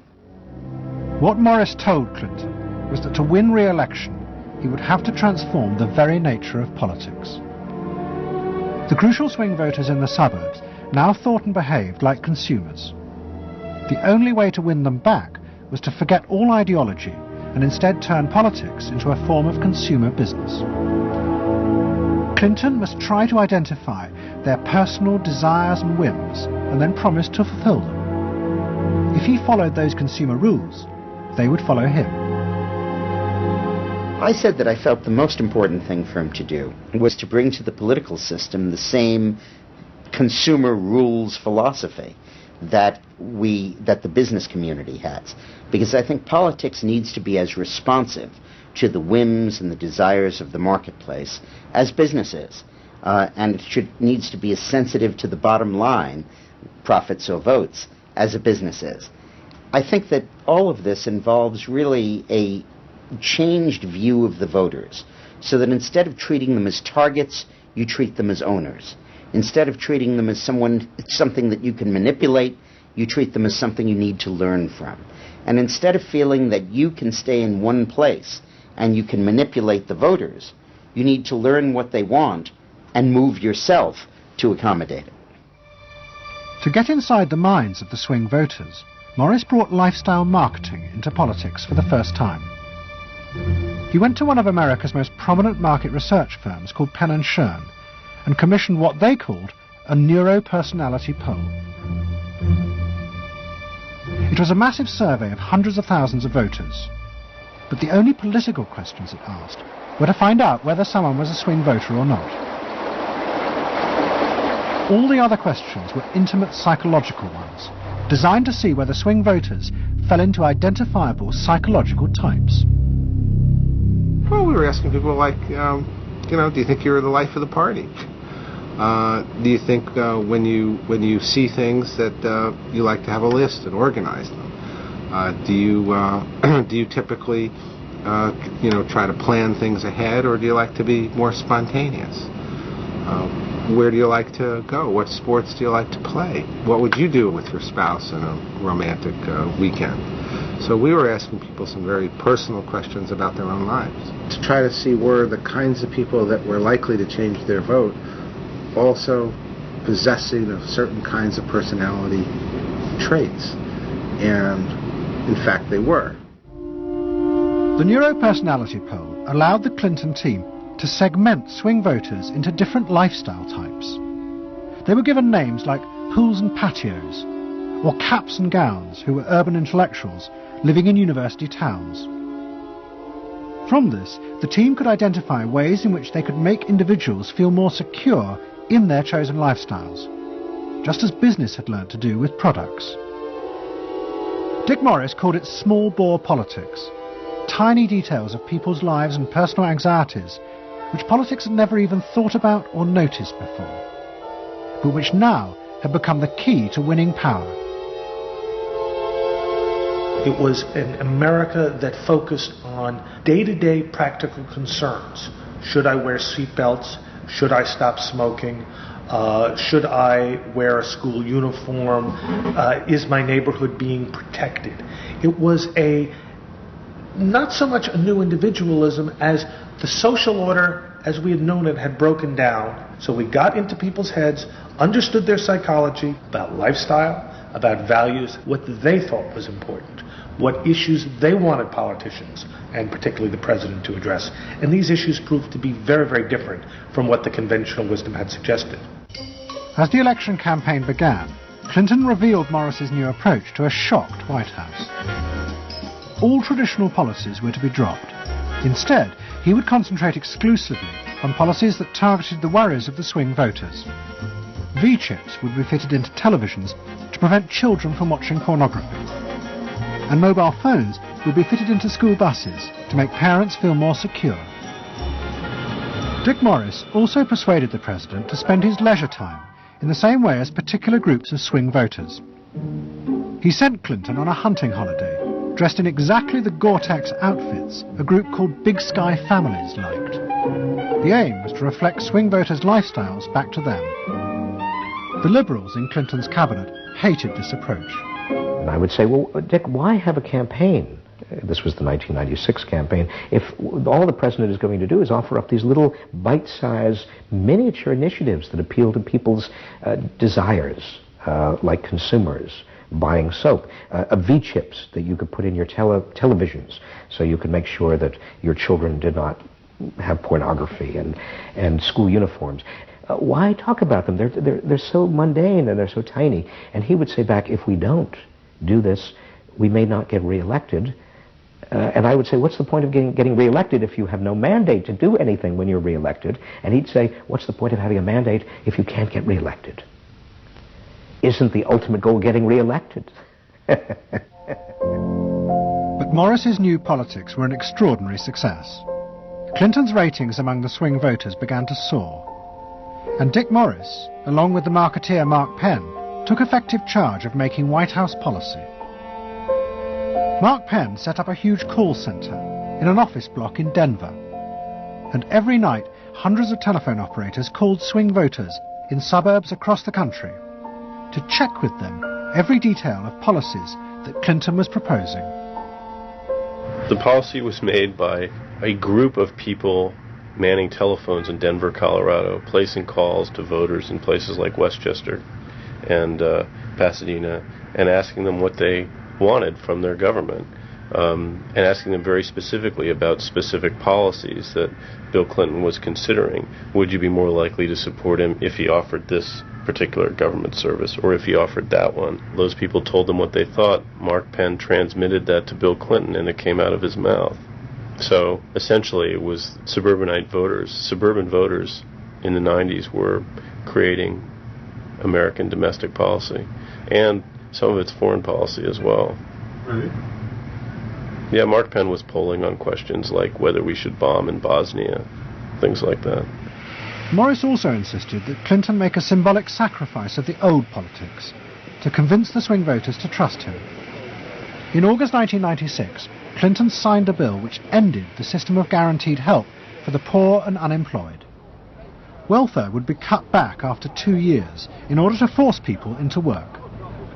The new system was called Welfare to Work, and would, he said, be a hand up, not a handout. It was the effective end of the guaranteed welfare system created by President Roosevelt 60 years before.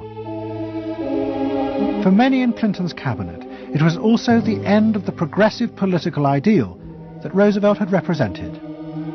The belief that one used a position of leadership to persuade the voters to think and behave as social beings, not as self-interested individuals. Dick Morris and the pollsters had won.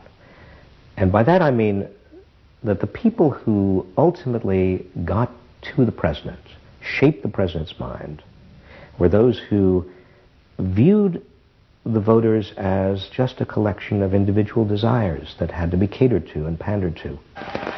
It suggests that democracy is nothing more, and should be nothing more, than pandering to these unthought about, very primitive desires.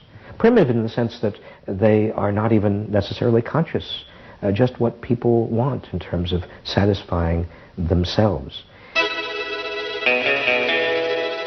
And the same triumph of the politics of the self was about to happen in Britain too.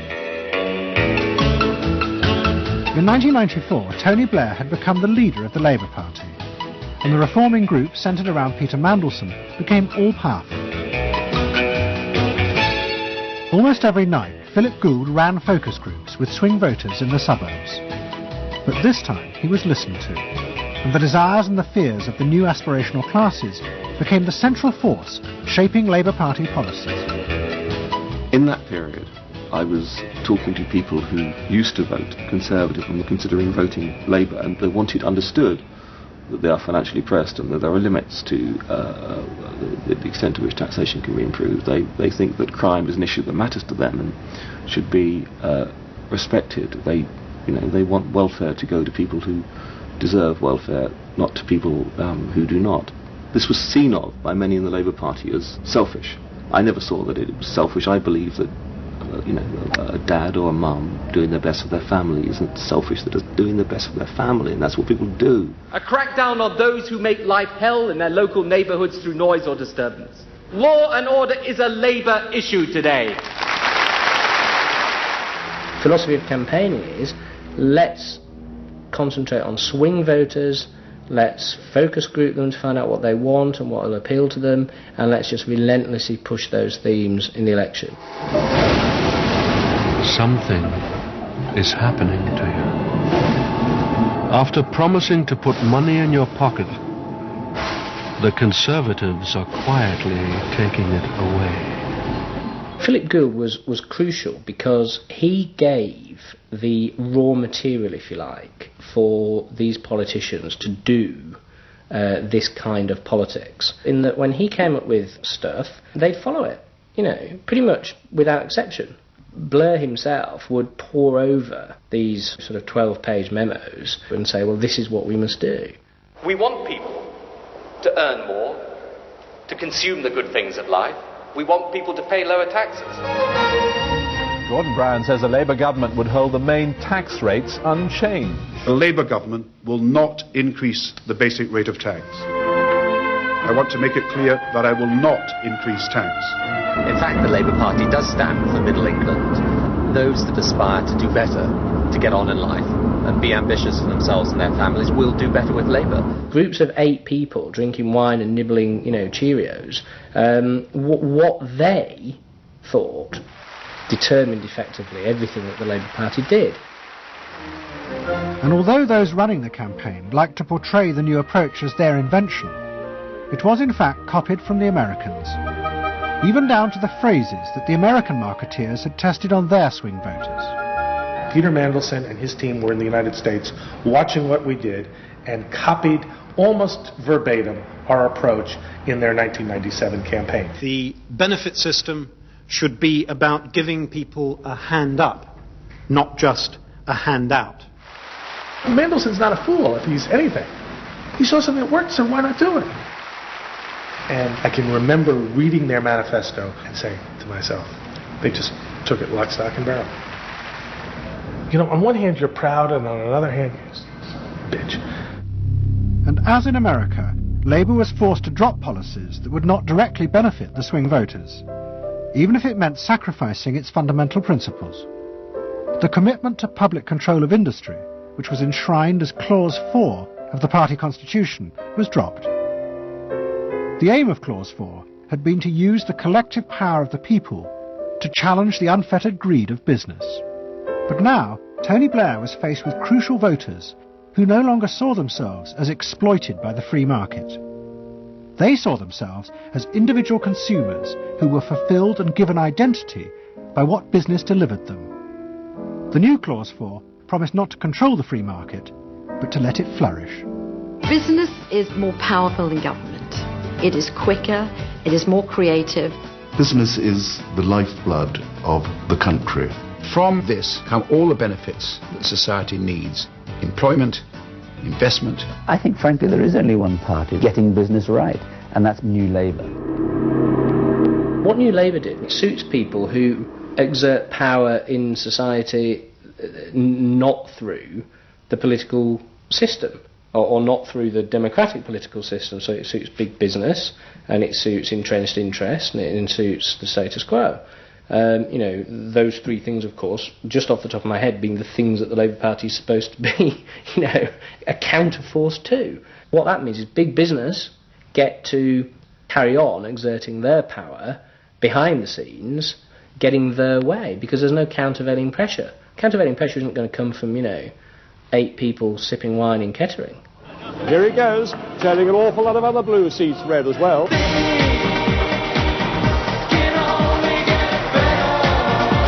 Very happy, very relieved, and very exhilarated. But those who masterminded Labour's victory in 1997 saw it as a triumphant vindication of a new form of democracy.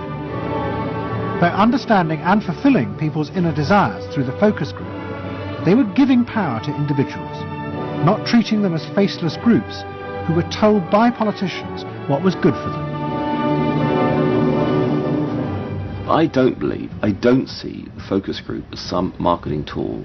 I see the focus group as a way of hearing what the people have to say. And I see the focus group as a way to a new form of politics.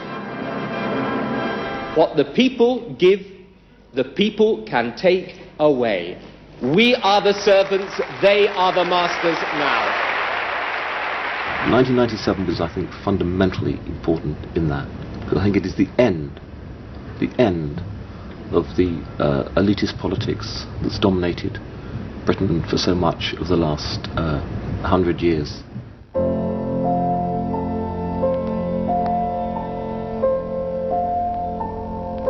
In 1939, Edward Bernays, Sigmund Freud's nephew, created a vision of a future world in which the consumer was king. It was at the World's Fair in New York, and Bernays called it Democracity. It was one of the earliest and most dramatic portrayals of a consumerist democracy, a society in which the needs and desires of individuals were read and fulfilled by business and the free market. The World's Fair created a spectacle in which all of these concerns were met, and they were met by Westinghouse and General Motors and the American Cash Register Company, and company after company presented itself as this sort of centerpiece of a society in which human desire and human want and human anxiety would all be responded to and would all be met purely through the free enterprise system. There was this sort of notion that the free market was something that was not guided by ideologies or by political power. It was something that simply was guided by the people's will. This was the model of democracy that both New Labour and the American Democrats had bought into in order to regain power. They had used techniques developed by business to read the desires of consumers, and they had accepted Bernays' claim that this was a better form of democracy. But in reality, the World's Fair had been an elaborate piece of propaganda designed by Bernays for his clients, the giant American corporations. Privately, Bernays did not believe that true democracy could ever work. He had been profoundly influenced in this by his uncle's theories of human nature. Freud believed that individuals were not driven by rational thought, but by primitive unconscious desires and feelings. And Bernays believed that this meant it was too dangerous to let the masses ever have control over their own lives. And consumerism was a way of giving people the illusion of control, while allowing a responsible elite to continue managing society.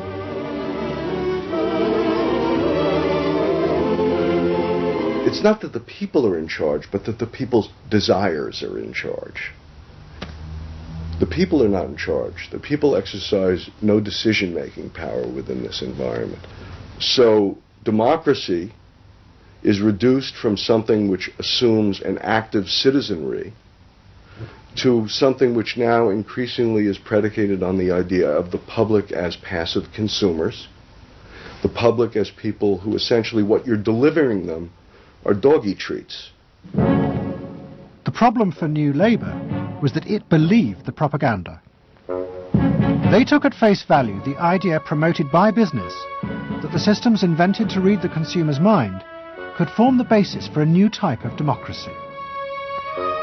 Once in power, New Labour tried to govern through a system that Philip Gould called continuous democracy. But what worked for business in designing products led the Labour government into a bewildering maze of contradictory whims and desires. For much of Labour's first term, the focus groups said that the railways were not a high priority, and Labour's policies faithfully reflected this. But now, those same groups are blaming the government for not having invested more money sooner in the railways. The point about focus group politics is that there isn't one because people are contradictory and irrational, and so you have a problem in terms of deciding what you're going to do if all you do is actually listen to a mass of individual opinions that are forever fluctuating and don't really have any coherence, and crucially are not set in context. So that's why people can say, you know, I want lower taxes and better public services. Of course they do. You know, if you say, do you want to pay more taxes to get better public services, people are less sure.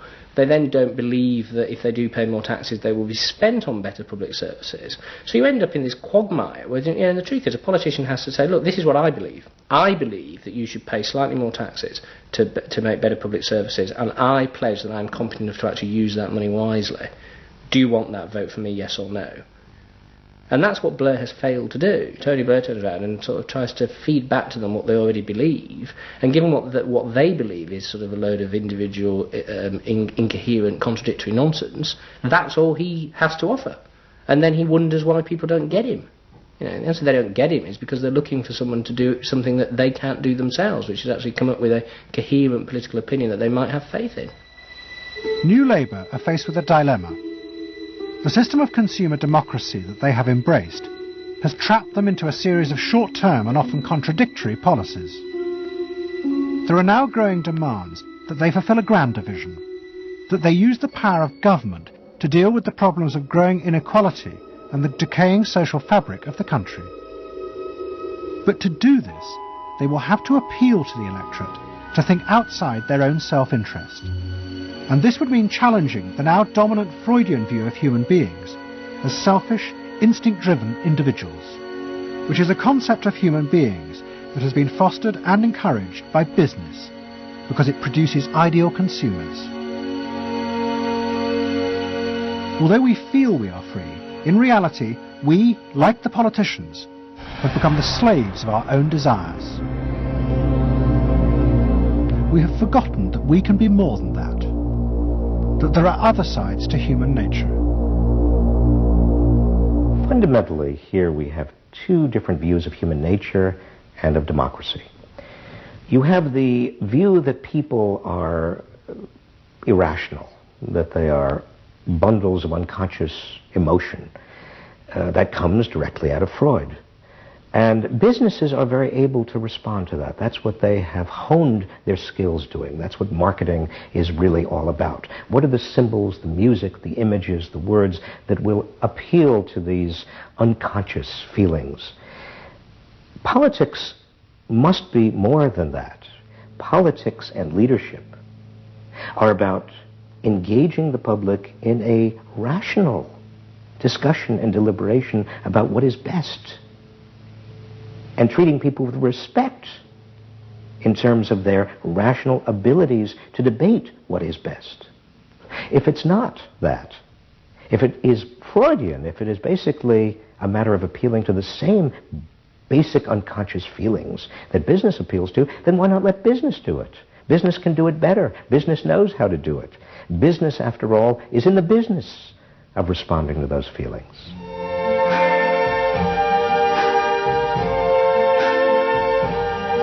see trees of green, red roses too. I see them bloom for me and you. And I think to myself, what a wonderful